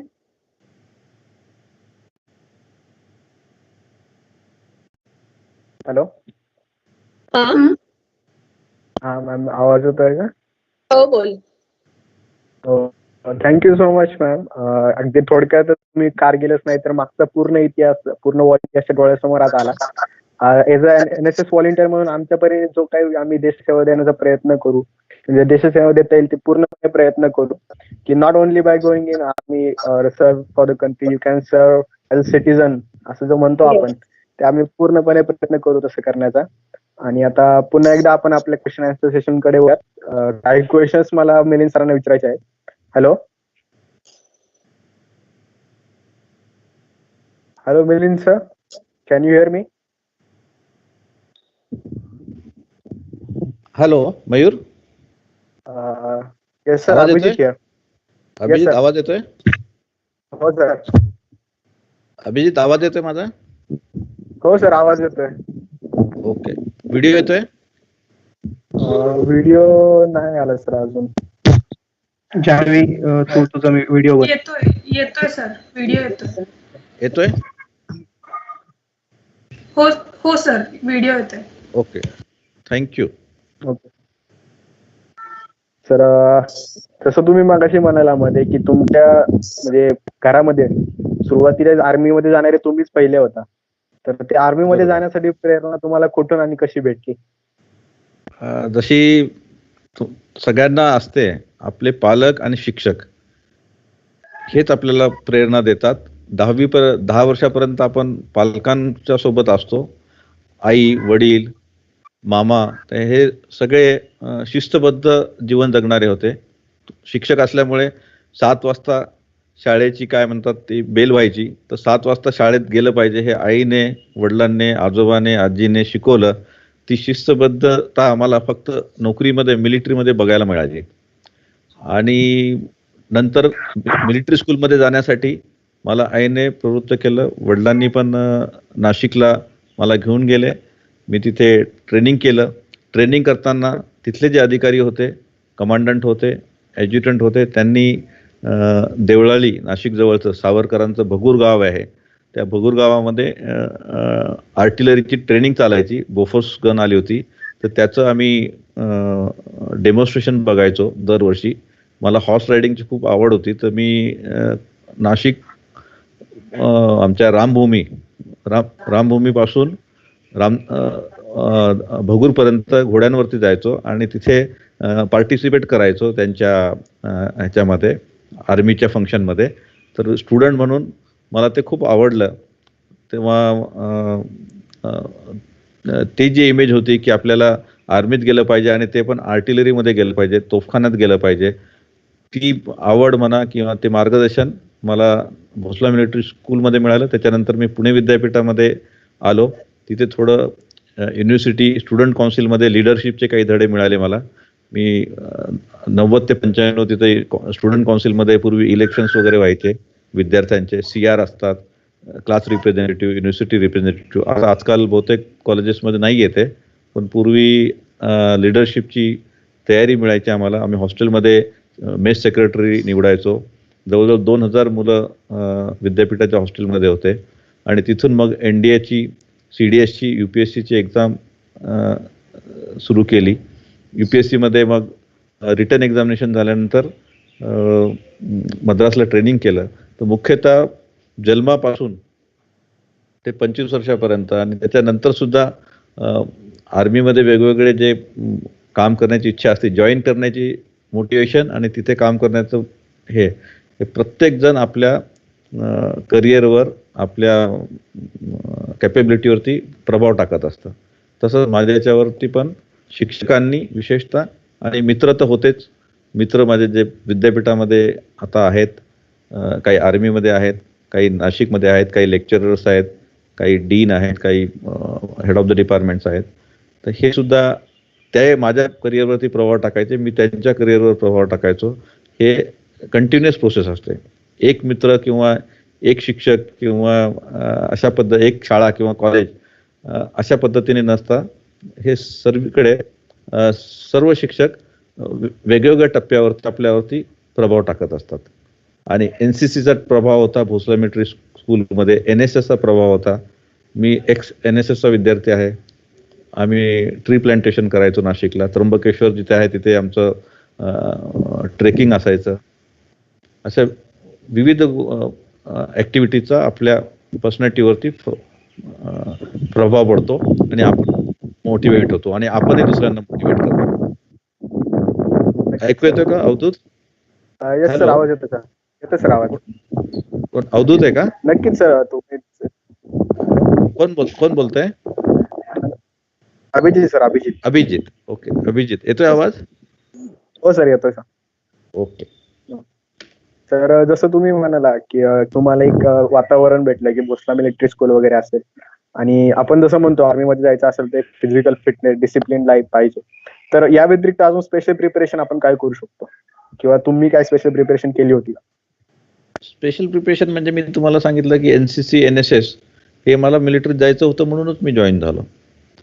कारण माझं ध्येय होतं की मिलिटरीत गेलं पाहिजे. तर मला सिनियर्सने सांगितलं की तू NSSचे काम कर, हॉर्स रायडिंग शिकून घे, शूटिंग फायरिंग जे असते ती शिकून घे, त्याच्यानंतर ग्रुप बनवा. जसं ब्रिगेडियर बोधे साहेबांनी सांगितलं की आपले ग्रुप असले पाहिजे. UPSC एक्झाम देणारे पुणे विद्यापीठामध्ये जयकर लायब्ररी आहे, मोठी लायब्ररी आहे. तिथे आमचे union public service commission exam देण्यासाठी, कॉम्पिटेटिव्ह एक्झाम देण्यासाठी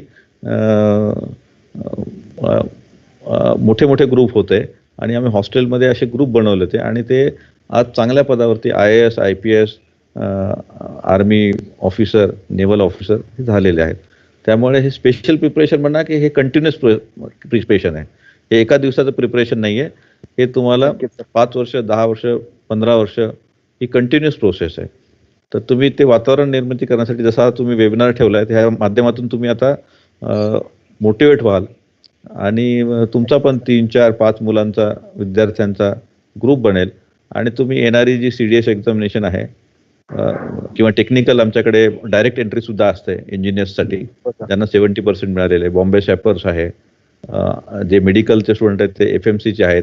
तर त्यांनी तसे ग्रुप बनवले पाहिजेत आणि फिजिकल फिटनेस आणि मेंटल रोबोटनेस हे अत्यंत गरजेचं आहे. ते कुठल्याही आर्मीमध्येच नाही, ते तुम्हाला कुठल्याही करिअरमध्ये आवश्यक आहे. आर्मीमध्ये तर आहेच आहे, पण तुम्ही फिजिकली फिट असाल आणि मेंटली रोबस्ट असाल तर तुम्हाला कुठल्याच करिअरमध्ये काहीच प्रॉब्लेम येऊ शकत नाही. सर, एक आर्मी ऑफिसर म्हणून प्रत्येकाचं लाईफ एक कठीण एक असतं. म्हणजे तुम्हाला ड्युटी करत असताना अनेक चांगले वाईट अनुभव आले असतील, तर त्या अनुभवांविषयी आम्हाला जाणून घ्यायचं आवडेल आणि त्या अनुभवांमधून आपण काय शिकलं? बरं, मी अनुभव सांगतो, पण ते वाईट आहेत का चांगले आहेत? कारण म्हटलं तर तसे वाईट आहेत, पण त्याला आपण चांगल्यात कसं करून घेतलं तर एक अनुभव सांगतो मी तुम्हाला. मी सुंदरबनी राजौरी सेक्टरमध्ये होतो. जुलै महिनाच होता, पावसाळ्याचे दिवस होते आणि आम्हाला बॉर्डरवरती आमचं ॲम्युनेशन, वेपन्स वगैरे घेऊन जायचं होतं.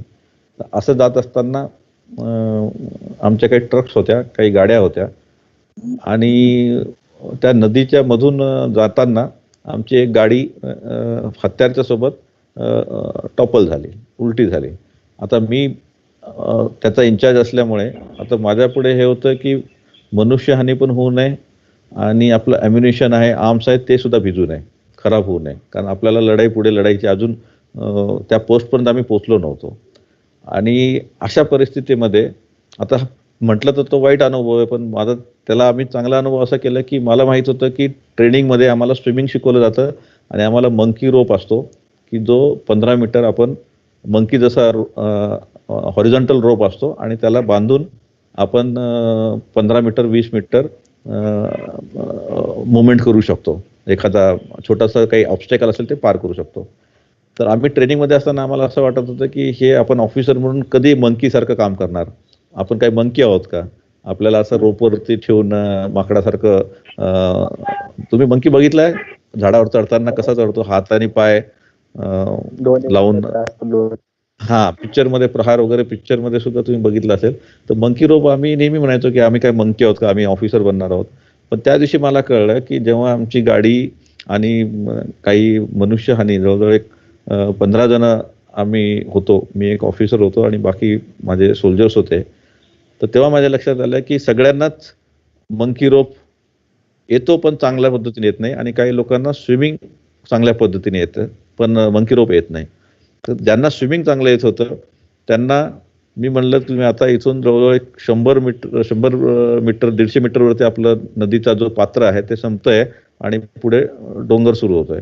तर तुम्ही चॉईस करा की तुम्ही मंकी रोप करणार, आणि तेवढ्यात आमची जी टीम होती, दुसरी टीम पाठीमागे, तिला त्या रायफलच्या साहाय्याने एक रोप होता, तो रोप आम्ही दुसऱ्या झाडाला फायर केला आणि त्या रोपवरती साधारण 200 मीटरचा आम्ही एक रोपची हे बनवले, झुला ब्रिज टाईप बनवलं, म्हणजे सिंगल रोपचा. तर असं की जे स्विमिंग करून गेले, त्यांचं ॲम्युनिशन, आर्म्स हे सगळं आपण, मंकी रोप जी टीम होती त्यातले 6-7 जण स्विमिंग करून गेले. ते म्हणाले आम्हाला मंकी रोपमध्ये 10 मीटर 15 मीटर तर ठीक आहे, पण 100 मीटर करणं नदीवरती, नदी क्रॉस करणं होईल की नाही अवघड आहे. आणि जर कधी रोप क्रॉस करताना जर कधी हात सुटला तर नदीला खूप पूर होता आणि खूप स्पीड असते. काश्मीरमध्ये जेव्हा नदीला पूर येतो तेव्हा म्हणजे गाडीला सुद्धा ते 1 टन 2 टन ज्या मोठ्या गाड्या असतात त्यांना सुद्धा ते टॉपल करतात. आणि माणसाचं तर त्याच्यात म्हणजे पट्टीचा जो पवनारा असतो तो सुद्धा त्या स्पीडमध्ये राहत नाही. आणि पहाडी इलाका असतो, डोंगराळी इलाका असतो, त्या नदीची स्पीड जी असते ती एकदम भयंकर असते. ती म्हणजे त्याच्यात तुम्ही पोहून जात असाल तर म्हणजे तुम्ही खरंच डेअर डेव्हिल असलं पाहिजे. पण तरी सुद्धा माझ्यासोबतचे जे होते त्यांनी पण तशी नदी क्रॉस केली नव्हती. नॉर्मल आपले नाशिकची, पुण्यामध्ये जसे नद्या असतात तशा नद्या त्यांनी क्रॉस केल्या होत्या. गावामध्ये असताना, शेतामध्ये असताना शेतकऱ्याची मुलं जे होते तर त्यांनी ती नदी पार केली होती. पण त्यांना ते काश्मीरमधली जी नदी होती ती अत्यंत अवघड होती.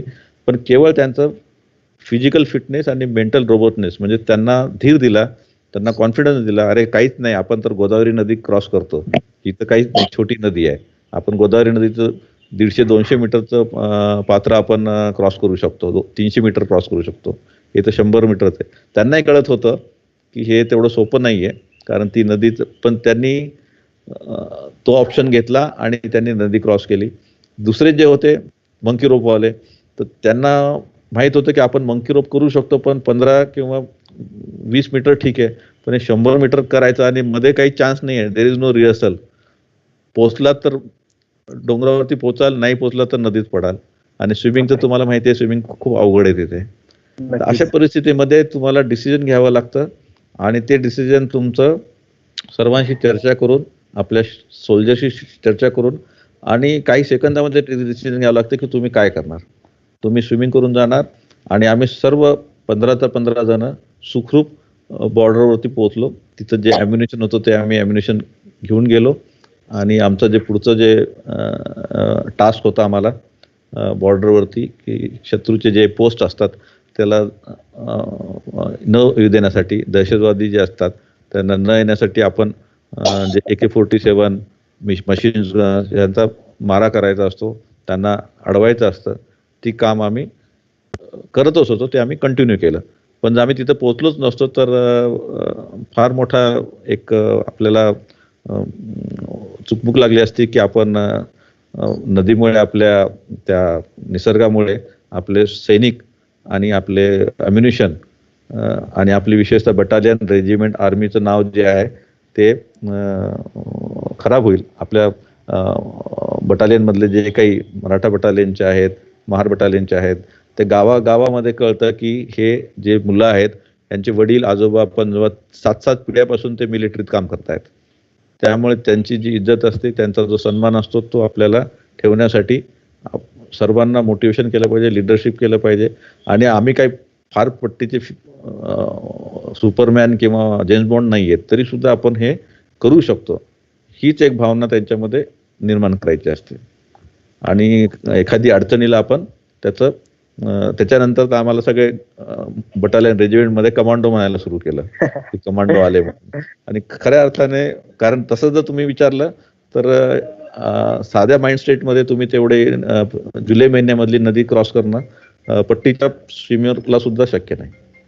नक्कीच सर, तुम्ही जो सांगितलं अनुभव, त्यामध्ये एक दिसून आले की कोणत्याही जो परिस्थिती किती अवघड असू दे, निर्णय क्षमता किंवा आपण ज्या संकटाला कसं टॅकल करू शकतो त्यातून दिसून आलं.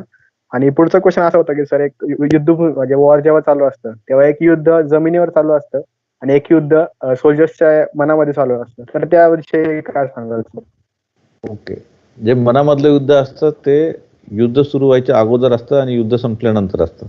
जेव्हा ऍक्च्युअली युद्ध चालू असतं तेव्हा फक्त आपली बटालियन आपले सैनिक, आपली इज्जत, आपला शौर्य हेच असतं. त्याच्या अगोदर आता मी 99ला इलाहाबादला होतो. इलाहाबादमधून जेव्हा ट्रेनमध्ये ॲम्युनिशन्स जवळजवळ 10 ट्रेन्स इलाहाबादहून काश्मीरला निघाल्या होत्या. तोपर्यंत माझे आई, वडील, पत्नी सोबत होते. एकदा ट्रेनमध्ये बसलो, त्यांना म्हटलं तुम्ही पुण्याला जा किंवा इलाहाबादला थांबा, कुठे थांबा. याच्यानंतर माझा मोबाईल तेव्हा नव्हताच, लँडलाईन पण लागणार नाही, मोबाईलचा विषयच नाही. त्यामुळे तुम्ही विचार करू नका आणि मलाही माहीत नाही मी कुठे आहे, कारण आम्हाला एवढंच सांगितलं होतं की तुम्ही काश्मीरमध्ये ऑपरेशन विजयमध्ये आहात आणि याच्याशिवाय दुसरं तुम्ही काहीही घरी सांगायचं नाही. फक्त जेव्हा ट्रेन लागली, ट्रेन लागून आम्ही जम्मूला पठाणकोटला पोहोचलो. त्याच्यानंतर माझं म्हणजे मला माहीत होतं की आई, वडील, भाऊ, बहीण, पत्नी हे सगळे आयदर पुण्यामध्ये आहेत किंवा अलाहाबादमध्ये आहेत. तर महिन्याला मग आम्ही जेव्हा इलाहाबादला जायचे आमच्या युनिटमधून किंवा फोन करायचो आम्ही, STD बूथ असायचा, त्याला सॅटेलाईट फोन म्हणायचे. आपण एकदा हॅलो करायचं, त्याच्यानंतर आई हॅलो करणार. त्याच्यानंतर 2 वे कम्युनिकेशन नव्हतं, तुम्हाला इंजिनियर्सला जास्त माहीत असेल. सॅटेलाईट कम्युनिकेशनमध्ये एकाने हॅलो केल्यानंतर 1 सेकंद पॉज द्यायचा, मग दुसरा हॅलो करतो. तर असं कम्युनिकेशन करून आम्ही खबरवाद घ्यायचो. आणि काळजी ही त्यांना जास्त काळजी वाटायची आमची की आम्ही कुठे आहोत, काय आहोत. आणि ती स्वाभाविक होतं. आम्हालाही काळजी होती की ते व्यवस्थित राहावेत, त्यांचं काही अडचण येऊ नये. कारण इलाहाबाद आमच्यासाठी एकदम नवीन लोकेशन होतं. आम्ही पहिल्यांदाच मी पोस्टिंग झाली होती तिथे आणि तिथे आई मला भेटायला आली होती. 3-4 दिवसच झाले होते आणि आई आणि वडील भेटायला आले आणि मला ती ट्रेन घेऊन, ॲम्युनिशन घेऊन, आमचं रशियन गन्स होत्या 130 mm आर्टिलरी गन्स, त्या सगळ्या गन्स घेऊन, अंबालाला ॲम्युनिशन्स होते, असं सगळं घेऊन लढाईसाठी जायचं होतं. तर जेव्हा लढाई सुरू असते तेव्हा तर विचार करायला वेळच नसतो, जेवायला वेळ नसतो, विचार करायला वेळ नसतो. आपण काय खातोय, कुठे झोपतोय ह्याचं भान नसतं. फक्त एकच टार्गेट असतं की समोर शत्रू आहे, त्याचं ते पोस्ट आहे आणि त्या पोस्टला आपल्याला न्यूट्रलाइज करायचं आहे आणि त्याला आपल्या सैनिकांची कमीत कमी जीवितहानी होईल, कमीत कमी त्यांना जखमा होतील ह्याचं लक्ष देणं हे एकच ध्येय असतं. त्याच्यानंतर मग जेव्हा आपण परत येतो, ट्रेन्स लागतात, प्लेन्स असतात, ट्रेन्स, गाड्या, 1 टन ट्रक्स असतात. तर ते आल्यानंतर मग परत कुटुंबाची जिम्मेदारी असते. ती सुद्धा जिम्मेदारी आपल्याला एक सैनिक म्हणून करावीच लागते आणि ती सर्व सैनिक योग्य पद्धतीने पार पाडत आहेत. आणि युद्धाच्या अगोदर, युद्धात आणि युद्धानंतर हे तिन्ही रोल जे आहेत ते चालवण्यासाठी काही अंशी तुम्हाला सुपरमॅन राहावं लागतं. म्हणजे फिजिकली नाही पण मेंटली तुम्हाला फिट राहावं लागतं की काय होणार, कसं होणार. तुम्हीच जर हातपाय काढले तर तुमची आई तर म्हणेल जाऊ दे बाबा, सोडून देतो. दुसरं काहीतरी आपल्या शाळेमध्ये शिक्षक हो किंवा कुठेतरी आपल्या, पण right time, right place, right trick. असं नाही की शिक्षक किंवा इंजिनियर किंवा डॉक्टर हे नाहीत, पण ॲट द एज ऑफ 21 तुम्ही शिक्षक बनणार का तुम्ही कॅप्टन बनणार, हा महत्त्वाचा विषय. सगळेच जण चांगले काम करतायत, शिक्षकही करतायत, इंजिनियरही करतायत, डॉक्टर्सही करतायत, कलेक्टरही करतायत, पोलीसही करतायत. पण आमचं म्हणणं असं आहे की वयाचे 20 ते 30 वर्ष हे 10 वर्ष जे असतात हे सैन्य आणि सैन्यासाठीच असले पाहिजेत. हे खरं देशप्रेम आहे आणि हे देशप्रेम आपल्याला सर्वांकडे रुजवलं पाहिजे. आणि 30च्या नंतर, 35च्या नंतर तुम्ही समाजात आल्यानंतर सुद्धा ते जे बॉर्डरवरचं देशप्रेम आहे ते तुम्ही घेऊन, ज्यांनी देशासाठी सेवा करतायत त्यांना तुम्ही सन्मान करा, त्यांना बोलवा. जर तुम्ही डायरेक्ट बॉर्डर जाऊ शकत नसाल तर कमीत कमी एक तुमच्या घरामधला कोणाला तरी NCC मध्ये पाठवा, सैनिक स्कूलमध्ये पाठवा. प्रत्येक घरातला एक मुलगा तरी बॉर्डरवर असला पाहिजे. तीच खरी देशसेवा त्या कुटुंबाची. सगळं कुटुंब जाऊ शकत नाही, पण एका कुटुंबामधला एक मुलगा तरी बॉर्डरवरती असला पाहिजे. 20 वर्ष असेल, 10 वर्ष असेल, 5 वर्ष असेल, पण असला पाहिजे. त्याच्यानंतर तुम्ही इंजिनियर व्हा, तुम्ही IT मध्ये जा, तुम्ही मायक्रोसॉफ्ट मध्ये जा, तुम्ही USA मध्ये जा, कुठे जायचं असेल तिकडे जा. पण ह्या वयामध्ये तुम्ही बॉर्डर आणि बॉर्डर ह्याच्यासाठीच प्रयत्न केले पाहिजेत. नक्कीच सर, जसं तुम्ही म्हणले की प्रत्येक घरातला एखादा माणूस त्या बॉर्डर पर्यंत गेला पाहिजे. पण काही वेळेस असं होतं की युथ मध्ये पूर्ण क्लिअर होतात, म्हणजे एक्झाम होते, इंटरव्ह्यूज होतो, मेडिकल्स होतो, पण मेडिकलच्या वेळेस काही थोडा फिजिकल डिसऑर्डर झाला किंवा तो कधी क्युअर होत नाही, अशा वेळेस त्याच्या मनात इच्छा असूनही तो देशसेवा करू शकत नाही.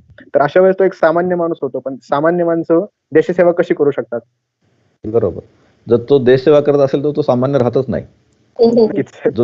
जो देशसेवा करतो तो असामान्यच असतो. म्हणजे तुम्ही जर कधी एखाद्याला मिलिटरीत जाण्यासाठी तुमचा भाऊ असेल, चुलत भाऊ असेल, बहीण असेल, तिला जर प्रवृत्त करत असाल, तिला जर मदत करत असाल, ती एक सरकारची देशसेवाच आहे. त्यामुळे तुम्हाला जर डिसॅबिलिटी असेल, तुम्ही समजा काही कारणामुळे जाऊ शकत नसाल, तर तुम्ही बहिणीला सपोर्ट करा. किती बहिणींना भाऊ सपोर्ट करतो मिलिटरीत जाण्यासाठी. तर आपल्या इथे ही पण देशसेवाच आहे. ही पण देशसेवाच आहे. किती भावाला आई सपोर्ट करते. बऱ्याच वेळेला आई म्हणते तू एकुलता एक आहे. आजकाल तर मुंबई पुण्यामध्ये प्रत्येकाला एकुलते एकच आहेत आणि एकुलता एक असला म्हणजे मिलिटरीत जायचंच नाही असं जे आहे, तर हे काही देशसेवेचं नाही होणार. त्याच्यावरती आपल्याला फुंकर घातली पाहिजे. एकुलता एक असो, बहीण असो, भाऊ असो, इवन आता तर TA बटालियन्स आहे, त्याच्यामध्ये 42 इयर्स पर्यंत तुम्हाला बॉर्डरवर जाण्याची संधी दिलेली आहे टेरिटोरियल आर्मीमध्ये. म्हणजे काही लोकांना माहीत नसतं की आपल्याला जे इंजिनियर्स आहेत त्यांना मेडिकल थोडेसे स्टँडर्ड्स, जे डॉक्टर्स इंजिनियर्स आहेत त्यांना सुद्धा आर्मीमध्ये सोय आहे. म्हणजे प्रत्येकाचे मेडिकल स्टँडर्ड वेगळे वेगळे आहेत. त्यामुळे जर तुम्ही इन्फंट्रीसाठी एखाद्या वेळेला फिट नसाल, फायटर पायलट म्हणून ठीक नसाल, तर तुम्ही ग्राउंड ड्युटीसाठी म्हणून तुम्ही अप्लाय करा. तुम्ही सपोर्टिंगमध्ये जा. जे लढतायत त्यांच्यासाठी त्यांच्या पाठीशी उभे राहा, किंवा जे त्यांच्या पाठीशी उभे आहेत त्यांच्या पाठीशी तुम्ही उभे राहा. म्हणून म्हणलं मी NCC जॉईन करा. म्हणजे तुम्ही फ्रंटवर नसेल तर सेकंड लाईनमध्ये असा, सेकंड लाईनमध्ये नसेल तर थर्ड लाईनमध्ये असा. त्या देशभक्तीच्या लाईनमध्ये कुठेतरी तुम्ही उभे राहा. पहिल्या फ्रंटमध्ये जाण्यासाठी तुम्ही म्हटलं की फिजिकल फिटनेस पाहिजे, मेंटल रोबस्टनेस पाहिजे. तुम्हाला आईला, वडिलांना, भावाला समजवता आलं पाहिजे की मी बॉर्डरवर जाणार आहे आणि मला इच्छा आहे. आणि त्याच्यानंतर तुमच्या कुटुंबातलं कोणी गेलं पाहिजे. तेही शक्य नसेल तर कुटुंबातलं एखादा NCC मध्ये तरी जाऊ द्या, कॅम्प बघू द्या त्याला कमीत कमी आर्मीतले रँक तरी समजतील. कॅप्टन काय असतो, मेजर काय असतो, कर्नल काय असतो, एवढं जरी कळालं तरी तुम्ही एक देशभक्त आहात.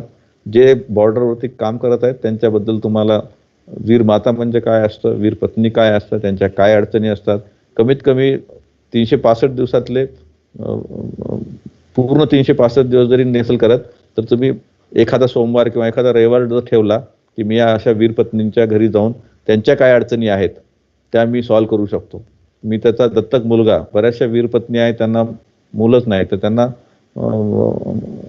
नवीन लग्न झालेले आहेत, तर त्यांचा दत्तक मुलगा म्हणून तुम्ही जा. दत्तक मुलगा जाऊन तुम्ही तिथे काम करू शकता. ज्यांनी देशाची सेवा केली त्यांची तुम्ही सेवा करा, तरच तुम्ही देशभक्त म्हणून आणि तुम्ही सामान्य राहणार नाही, तेव्हा मग तुम्ही असामान्य व्हाल. Okay, thank you sir. पण अजून एक लास्ट शेवटचा क्वेश्चन मला असा विचारायचा होता की जम्मू आणि काश्मीर मध्ये तुम्ही पोस्टेड होता, तर त्या ठिकाणी सिव्हिलियन्स कडून आर्मीला म्हणजे काय डेंजर्स किंवा धोका काय होता का तुम्हाला जाणवून आलं? किंवा आता आम्ही दिसतो की अनेक वेळा क्लिप्स व्हायरल होतात की सिव्हिलियन्स जे आहे त्या आर्मीवर दगडफेक करतायत, पण आर्मी उत्तर देत नाही आर्मीच्या ज्या ट्रेडिशन नुसार जसं आहे. पण काय प्रॉब्लेम्स तुम्हाला फेस करावे लागले? प्रॉब्लेम असा असतो की आर्मीचे 2 मसूल आहेत, शूट टू किल. म्हणजे आम्ही हवेमध्ये गोळीबार करणं किंवा प्लॅस्टिकच्या गोळ्या वापरणे असे आम्हाला ऑर्डर दिले जात नाहीत, अशा ऑर्डर आम्ही घेत पण नाहीत. तर आम्हाला ज्या ऑर्डर्स असतात ते शूट टू किलचे असतात. आणि जे इंटरनल सिक्युरिटीमध्ये हे पोलिसांचे काम आहेत, CRPFचं काम आहे, जम्मू काश्मीर पोलीसचं काम आहे. त्याच्यामुळे आम्ही त्यांना सांगितलेलं आहे की आर्मीला जेव्हा बोलवाल तेव्हा arm forces special power act आहे. जर तो दगड मारत असेल तर आर्मी त्याला दगड मारू शकत नाही, कारण आर्मीचं ते काम नाही आहे. आर्मी त्याला लाठी मारू शकत नाही, आर्मीचं ते काम नाही. आर्मीचं काम आहे शूट करणं आणि शूट टू किल. शूट किलचा मतलब आणि पोलिसांचं जे शूटिंग आहे याच्यात जमीन आसमानचा फरक आहे. पोलीस हे तुम्हाला घाबरवण्यासाठी शूट करत असतं. पोलीस हे तुम्हाला घाबरवण्यासाठी, तुम्हाला मारणं हा विषय नसतो. पण आर्मीचं ट्रेनिंग आम्हाला दिलेलं असतं तर एक गोली एक दुश्मन, आणि तो तर आपला दुश्मन नाहीये. जो दगड फेकतोय तो दुश्मन नाहीये. म्हणून आम्ही नेहमी म्हणत असतो की जे काही तुमचं इंटरनल प्रॉब्लेम आहेत तिथं पोलिसांना बोलवा, आर्मीला तिथं बोलू नका. आर्मीला आर्मीचं काम करू द्या, पोलिसांना पोलिसांचं काम करू द्या. जर पोलिसांना काही मदत पाहिजे असेल तर त्यांचं ट्रेनिंग, ॲम्युनिशन, वेपन्स ते आम्ही देऊ शकतो. आणि आता याच्यावरती बराच विचार होतोय. जे होम मिनिस्ट्रीमध्ये जे वेगवेगळे जे बटालियन्स आहेत, CRPF आहे, BSF आहे, ITBP आहे, तर ह्यांना सुद्धा तुम्ही आता चायनाचं बघितलं होतं की लाकडं आणि खिळे हे आमचं ॲम्युनिशन नाही आहे, हे पोलीसवाले करू शकतात. हे पोलीसवाले करू शकतात आणि काही ठिकाणी पोलिसांकडे आहेत पण, दांडके पण आहेत, खिळे पण आहेत आणि सगळंच आहे. फक्त आपण त्यांना कुठे लावायचं, आर्मीला लावायचं असेल तर ते शूट करण्यासाठीच लावायचं असतं. त्यांना हे दांडुके आणि खिळे घेऊन पाठवायचं नसतं. मग आर्मीचं आणि पोलीस फोर्समध्ये काय फरक आहे? तुम्ही बघितलं असेल, पोलिसांकडे जाळ्या असतात, खिळे असतात, त्यांचं वेपन आणि त्यांचं ट्रेनिंग हे कम्प्लिटली वेगळं आहे. त्यामुळे ITBPचं जे काम आहे ते ITBPने करावं, BSFचं काम आहे ते BSFने करावं, आर्मीचं काम आहे ते आर्मीने करावं आणि त्याचंच ट्रेनिंग झालेलं असतं. आम्हाला हवेत गोळी मारायचं शिकवलेलंच नाही आहे. जर आमची गोळी हवेत गेली तर आम्हाला पनिशमेंट फ्रंट रोल आणि बॅक रोल करावं लागायचं. जर एखादा तिथं टार्गेट दिलेलं आहे आणि तिथं सोडून जर आम्ही त्याच्या पायावर जर गोळी मारली तर आम्हाला आमचे जे उस्ताद होते, आमचे जे अधिकारी होते ते आम्हाला पनिशमेंट द्यायचे. तर ते आमचं ट्रेनिंग आहे. आपला निशाणा चुकला नाही पाहिजे हे आमचं ट्रेनिंग आहे. आणि आमचं ट्रेनिंग बॉर्डरवरती जिथे आम्ही कारगिल असू द्या, पुंछ असू द्या, राजुरी असू द्या, तिथं आम्ही पार पाडलेलं आहे. Thank you so much sir. अनेकांचे आज अनेक क्वेश्चन क्लिअर झाले. अनेकांना डाऊट्स होते की असे क्वेश्चन आहेत. किती विद्यार्थी आणि स्टाफ जॉईन झालेला आहे माहितीसाठी? आता किती स्टाफ आपला आहे? आता सर 103 अटेंडन्स आहेत सध्या. नाही पण बाकीचे कोणी विद्यार्थी वगैरे जॉईन झालेत आपल्या वेबिनार साठी? किती जण जॉईन झाले? सर वेगवेगळे गुड मॉर्निंग सर. हॅलो हा बोला सर. Good morning sir. मी Kishor Shende from IIT. Since the beginning I joined this webinar. Oh yes sir. And I am pleased to see you. And I have got very good information. Just for the students, I just want to share one or two things with them. Please. Can you get it? Abhijit, can you listen? Yes sir. Yes. Hello. I am one of the host for this webinar. I am ex-chairman of IIT Pune Center, Institute of Electronics and Telecommunication Engineers, and your college is ISF member, that is IIT Students Forum. You are with us. As a professional body, we conduct project competition and all those things. And I am very glad that Major Tungar has been here and he has shared very good and I can say the students will get something from that I should join army, I should do something for the nation, I should do something because that is a very essential. And just want to tell you that in 1970 to 72, I was in this NCC. That is not infantry, but that is a tank regiment that was there, and I passed my B certificate in first year only. 2 years I did armored corps. I had joined that Nagar camp also, 15 days firing, tank firing, then wireless communication, everything. Only I missed the C certificate. So I tell you, many of students, that please do B certificate and C certificate, and Major Tungar will say something about C certificate. After this you completion of the C certificate, I think you are directly appointed as a lieutenant. Please, if something is I am telling something wrong, Major sir, please tell the students something about the B and C certificate. Yeah, if you do the C certificate with minimum B grading, you are eligible for the SSB. there is no need to join UPSC examination or prepare for the UPSC examination. Directly you can go for SSB group headquarter like Brigadier Bode. He keep recommending the names of the good students. Those got the A grading or B grading in C certificate. And even for the soldier, written examination is waived off. You don't have to appear for the written examination. You will be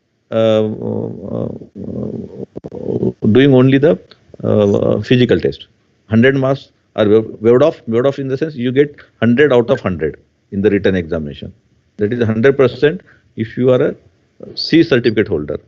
It is for the girls also. It is for boys also. It is from since 1992.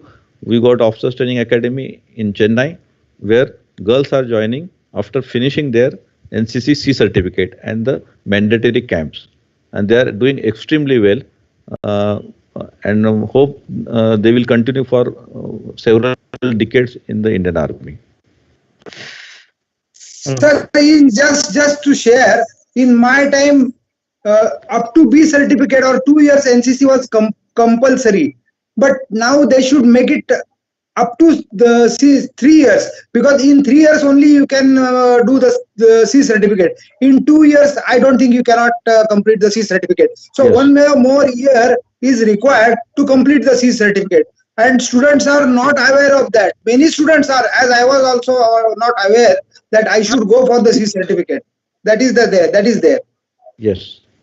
Awareness is very less. You must visit group headquarter, which is available, located in Pune, Senapati Bapat Road. At least any working day, once college is open, you can take the NSS officer and you can demand for the NCC in NCC wing, Army, Navy, Air Force.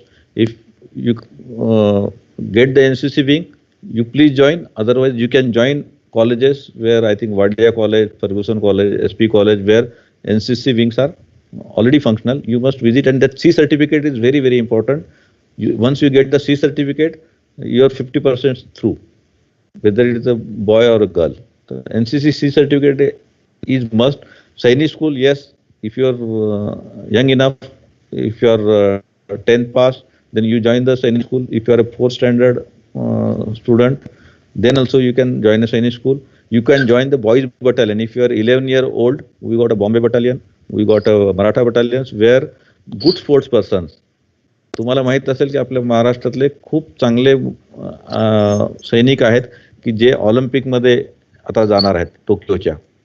आता जपानमध्ये जे होणार आहे 2021 मध्ये, इथे आपले बीडचा मुलगा आहे जो ऑलिम्पिक आपलं भारताला रिप्रेझेंट करणार आहे आणि आमच्या इन्फंट्री बटालियनला रिप्रेझेंट करणार आहे, इंडियन आर्मीला रिप्रेझेंट करणार आहे. आपण त्याला शुभेच्छा देऊ. त्याच्याशिवाय आपल्याकडे सैनिकाच्या मुली आहेत, जसं तेजस्विनी सावंत आहे, ती NCC मध्ये होती, तिने शूटिंग मध्ये चांगलं करिअर केलं. राजवर्धन राठोड आहेत, मिल्खा आपले मिल्खा सिंग, ते ॲथलेटिक्स मध्ये होते. स्पोर्ट्स मध्ये खूप ऍक्टिव्हिटीज आहेत.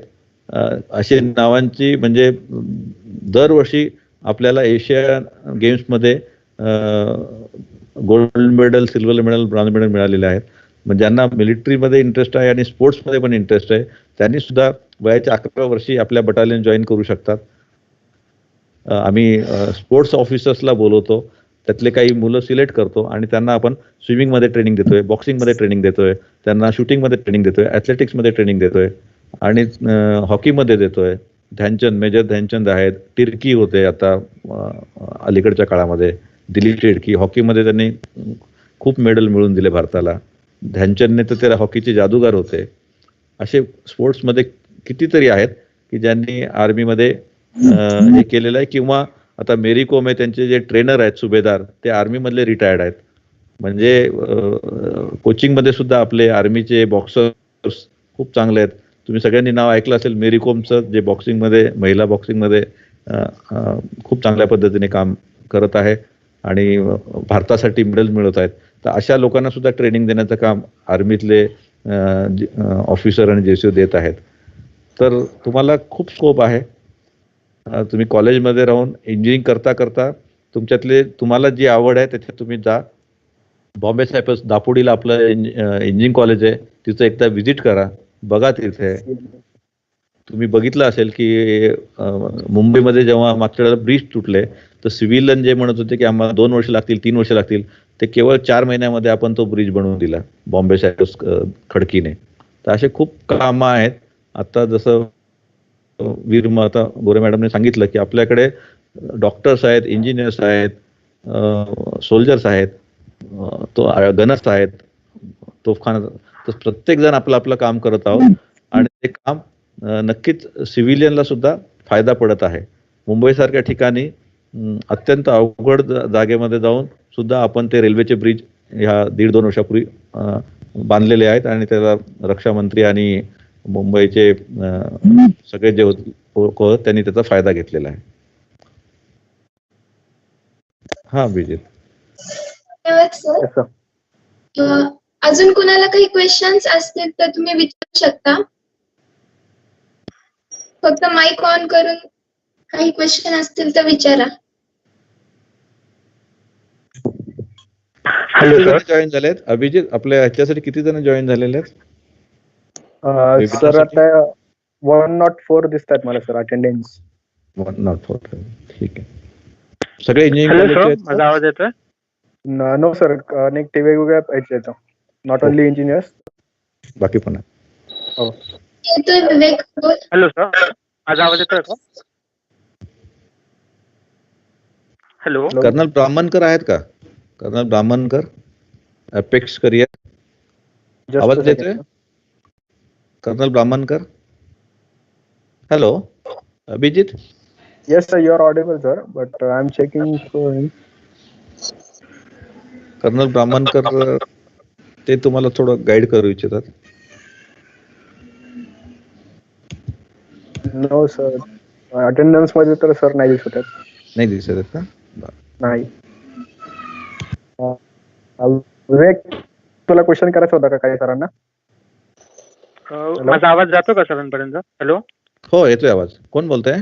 सर मी विवेक बोलतोय SCOE NSS मधून. मला एक क्वेश्चन होता की आता जे म्हणजे आता आर्मीची म्हणजे ऍक्टिव्ह आर्मी म्हणजे आपल्या वॉर चालू असताना जे BSF आपले अपॉइंटेड असतात बॉर्डर्स वरती, तर त्यांना म्हणजे त्यांना का नाही हे एक सर्व्हिसमॅन हे सर्व्हिस प्रोव्हाइड केली का नाही जात असं मला विचारायचं होतं. म्हणजे तुमचं काय पॉइंट ऑफ व्ह्यू? आता त्याच्यात एक सांगतो. आर्मीमध्ये फक्त 15 वर्ष किंवा 17 वर्ष म्हणजे 18 वर्ष तो जॉईन होतो आणि 35 वर्षी रिटायर होतो. BSF CRPF मध्ये 60 वर्षी रिटायर होतो. तर 35 वर्षाचा जो रिटायर झालेला असतो त्याला BSF मध्ये जाऊन नोकरी करायची असते किंवा पोलीसमध्ये नोकरी करायची असते किंवा शाळेमध्ये काहीतरी PT इन्स्ट्रक्टर किंवा ड्रिल इन्स्ट्रक्टर म्हणून सैनिक स्कूलमध्ये नोकरी करायची असते. त्याला नोकरीची गरज असते म्हणून त्याला आपण माजी सैनिक म्हणून सर्व बेनिफिट देतो आणि त्याची पेन्शन जर त्याला 50,000 रुपये पगार असतो तर तो 25,000 रुपये होतो. म्हणजे मुलं लहान असतात, घरामध्ये आई वडील वयस्कर असतात. आज जगामध्ये किंवा भारतामध्ये कुठलीही गव्हर्नमेंट सर्व्हिस अशी नाही की 35व्या वर्षी तुमचा पगार अर्धा होतो. त्याला आम्ही पेन्शन म्हणतो, 1 रँक 1 पेन्शन. तर भारतामध्ये प्रत्येक जो असतो, आता हवालदार असतो तो इन्स्पेक्टर बनतो, इन्स्पेक्टर आहे तो DYSP बनतो, DYSP SP बनतो. तर BSF CRPF हे होम डिपार्टमेंटमध्ये येतात आणि त्यांचा पगार हा 60 वर्षापर्यंत चालू असतो आणि त्यांचं प्रमोशन पण होतं. आम्ही एकदा रिटायर झालो 35व्या वर्षी तर त्याच्यानंतर आम्हाला प्रमोशन पण नाही, आम्हाला नोकरी पण नाही. काहीतरी लढाईमध्ये हे तो आलेला असतं करण्याजोगं पोलीसमध्ये पण जाता येत नाही कारण त्यांना पण पोलिसांना जो फिटनेस पाहिजे तो पण हातपाय याच्यामुळे पेन्शनवरती जगावं लागतं.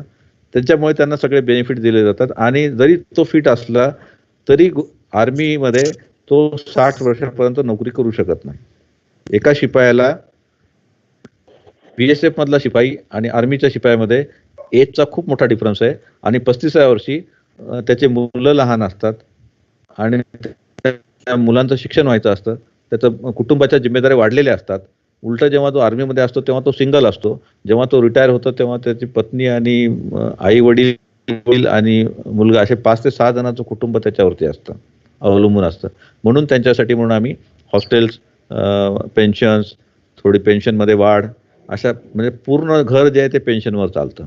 त्यामुळे त्यांच्या मुलांसाठी कुठेतरी आम्ही आता माहीत नाही, काही कॉलेजेसमध्ये डोनेशन हा प्रकार असतो, तर आमचे सैनिक डोनेशन देऊ शकत नाहीत कारण त्यांचे पेन्शनवरती 5 लोक असतात.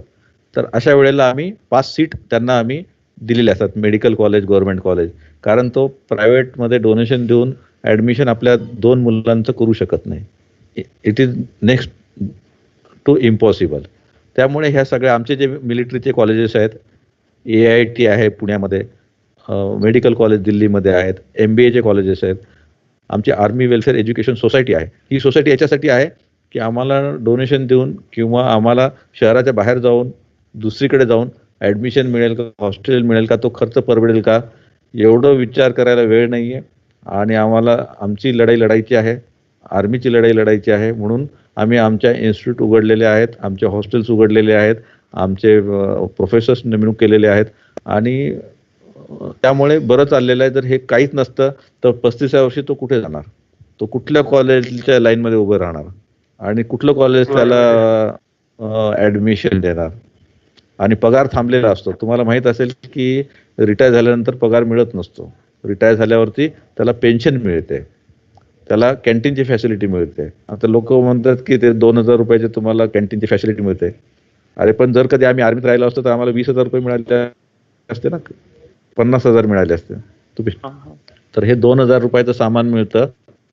तर आम्ही जो त्याग केलेला आहे, कारण आपल्याला आर्मीला तरुण ठेवायचं आहे. आम्ही जरी फिट आहोत, आज जरी मला वाटतं की मी अजूनही पाकिस्तान बॉर्डरवर जाऊन मी लढाई लढू शकतो, पण आर्मीने सांगितलं नाही, तुम्ही 40 वर्षाचे झालेत, तुम्ही आता घरी बसा. थोडक्यात तुम्ही नाही करू शकत मिलिटरीमध्ये. Okay okay, thank you sir, thank you. Thank you sir. यानंतर मी माझे सहकारी अभिजित फुलारी याला विनंती करते की त्यांनी आभार प्रदर्शन करावे. हॅलो, मला एक क्वेश्चन पूर्वी. हा, कोण? विवेक बोलतोय. कोण बोलताय? सर मी आशिष बोलतोय. मला एक क्वेश्चन विचारायचा होता. हा आशिष, जेवणाची वेळ झाली नाही का रे? जेवायची भूक नाही लागली? मला तर भूक लागली, 1:30 वाजले. थोडासा टाइम एक्सटेंड होता आहे. हा बोल. हा बोल सर, मला एक विचारायचं, तुम्ही जे सांगितलंय NCCचं जे हेडक्वार्टर म्हणजे सेनापती बापट रोडवर, तर त्याच्यासाठी आपण आफ्टर ग्रॅज्युएशन म्हणजे करू शकतो का त्यामध्ये पण? नाही, हे ग्रॅज्युएशनच्या अगोदरच. हे ज्युनियर कॉलेज आणि सिनियर कॉलेजसाठी असतं.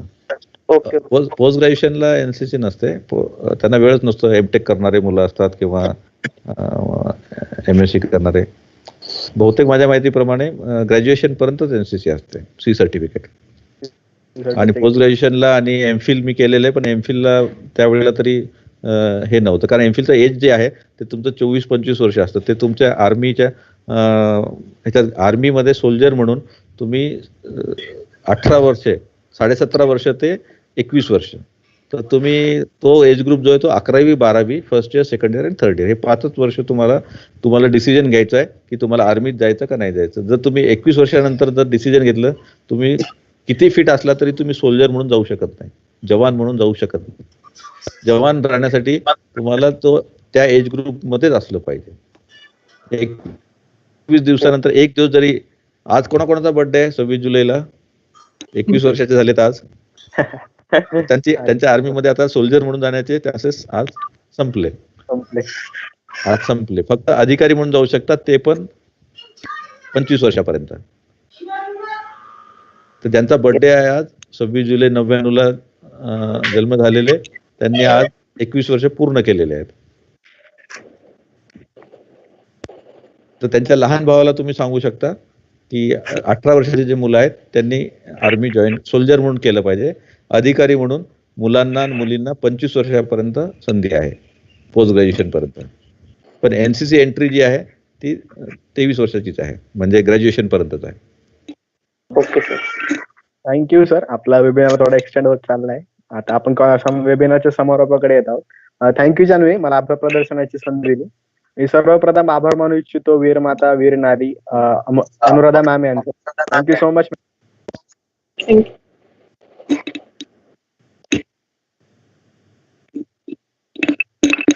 अभिजित तुम्ही तुझा माईक ऑफ झालाय, ऑन कर. सॉरी. थँक्यू जान्हवी, मला ही संधी दिल्याबद्दल. सर्वप्रथम मी आभार मानू इच्छितो वीरमाता अनुराधा मॅम यांचं. थँक्यू सो मच मॅम, तुम्ही तुमचा बहुमूल्य वेळ आम्हाला दिला. तुमच्या अनुभव तुमच्या आठवणी आमच्याशी शेअर केल्या. नक्कीच हे अनुभव आमच्या आजच्या व्हॉलेंटिअरसाठी प्रेरणा देणारे असतील. थँक्यू मिलिंद सर, तुम्ही आज अनेक मुलांचे क्वेश्चन्स असतील, आर्मी विषयी वेगवेगळे जे डाऊट्स असतील, अनेक गोष्टींची क्लिअर केले. आणि आपल्यासारख्या प्रेरणादायी व्यक्तींचं मार्गदर्शन आजच्या तरुण पिढीला भेटतंय, यात आमच्यासाठी खूपच अभिमानाची गोष्ट आहे. आणि आम्ही खूप फॉर्च्युनेट आहोत की तुमच्यासारखे प्रेरणादायी व्यक्तिमत्व आज आम्हाला मार्गदर्शक म्हणून भेटले. आणि thank you volunteers for joining this webinar. आणि ह्या वेबिनारद्वारे नक्कीच आपल्याला एक वेगळी ऊर्जा मिळेल. आणि at last thank you SCOE NSS की आम्हाला NSS NCI ला पण संधी दिली या वेबिनार मध्ये जॉईन होण्याची. Thank you so much. Thank you.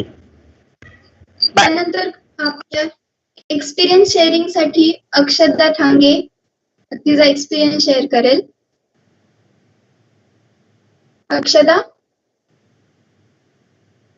Hello, Amruta Shinde. हा, माझा आवाज येतोय का? हो, येतोय. हा, तर रिस्पेक्टेड सर मिलिंद तुंगर आणि सर बोधे यांनी खूप छान माहिती दिली. म्हणजे प्रत्येक प्रश्नाचं उत्तर खूप छान दिलं. सगळ्यांचे डाऊट्स नक्कीच क्लिअर झाले असतील आणि एक्स्ट्रा इन्फॉर्मेशन पण दिली त्यांनी. आणि वीरमाता अनुराधा गोरे यांनी पण खूप छान माहिती दिली. आपण आर्मीला एवढं म्हणजे आर्मीमध्ये आपल्याला एवढी माहिती नसते. आपण आर्मीला मूवीज मध्ये जशा प्रकारे दाखवतो तसं इमॅजिन करतो, पण आज त्यांनी जशा प्रकारे सांगितलं ते ऐकून खूप छान वाटलं. आणि आमच्या आतमधलं देशप्रेम पण खूप जागा झालं आणि वाढलं पण. थँक्यू. अमृता शिंदे आहे का? हॅलो. हॅलो. साक्षी वाढणे. हॅलो. हॅलो. हा, अमृता आवाज येत आहे का? हो, येतोय आवाज. हो, येतोय. हा, तर खरं तर आज जे वेबिनार होतं ना, तर त्याच्यातून देशभक्ती आणि त्याग काय आहे ना हेच ऐकून खऱ्या अर्थाने असं एक क्षण आलं होतं की त्याचा वेळेस अंगावरती सहारे उभे राहतात की आज आपण इथं बसून पाहतोय, पण जे मिलिटरीमध्ये काम करतात ते प्रत्यक्ष किती खडतर परिस्थितीला फेस करून सुद्धा त्यांच्यात एवढा जोश असतो. म्हणजे आता आपण पाहिलं की वीरमाता अनुराधा गोरे मॅम होत्या, मेजर मिलिंद तुंगर सर होते, ब्रिगेडियर बोधे सर होते. त्यांच्या बोलण्यात एक असा जोश आहे की ज्यांनी आपल्यासारख्या तरुण पिढीला खूप आज जे ऐकलं त्याच्यातून खूप मोठं इन्स्पिरेशन भेटलंय. आणि नक्कीच आपण यांनी जे काही मार्गदर्शन केलंय त्याप्रमाणे जर मिलिटरीत जाऊ शकत असू तर तिथं जाऊन आपण काहीतरी चांगलं करू शकतो देशासाठी. आणि जर नाही जाऊ शकत तर आपण आपल्या घरी राहून आपल्या काम जे काही काम करतोय ते देशाप्रती काहीतरी चांगलं काम करून आपण देशासाठी काहीतरी करू शकतो. आणि हे सगळं गायडन्स खूप भारी होतं. खूप छान वाटलं सगळ्यांचं मार्गदर्शन भेटून. थँक्यू. धन्यवाद अमृता. यानंतर मी हा ऑनलाईन सेशन इथेच संपल्याचं जाहीर करते. व्हॉलेंटियर्सनी सेशन मध्येच थांबायचंय. सर आणि मॅम गेले तरी चालते. मला 1 मिनिट बोलायचं आहे. हा, हॅलो सर. हा, बोला. सर ऍक्च्युली मी पण आर्मी एस्पिरंट आहे आणि मला जॉईन करायची आहे. 2 स्टार्स माझ्या खांद्यावर असावी अशी माझी सुद्धा इच्छा आहे. आणि SSBचं टेन्शन यायला लागलं होतं की आपण जेव्हा अटेम्प्ट करू आपल्याकडून होईल का नाही. पण आज तुमचं बोलणं ऐकून खूप डाऊट्स क्लिअर झाले मनातले. आणि मॅमच्या बोलण्याने ज्या प्राऊडनेस ते बोलले की ते इतकं छान वाटलं की अजून प्रोत्साहन मिळालं आर्मीमध्ये जाण्यासाठी आणि कंटिन्यू करण्यासाठी. So thank you. आम्हाला खूप आनंद वाटला तुमच्याशी सर्वांशी बोलून. आणि तुमच्यातले कमीत कमी 10 मुलं आणि मुली पुढच्या वर्षी कॅप्टन म्हणून आपल्यासोबत जॉईन होतील अशी मी आशा करतो. नक्कीच.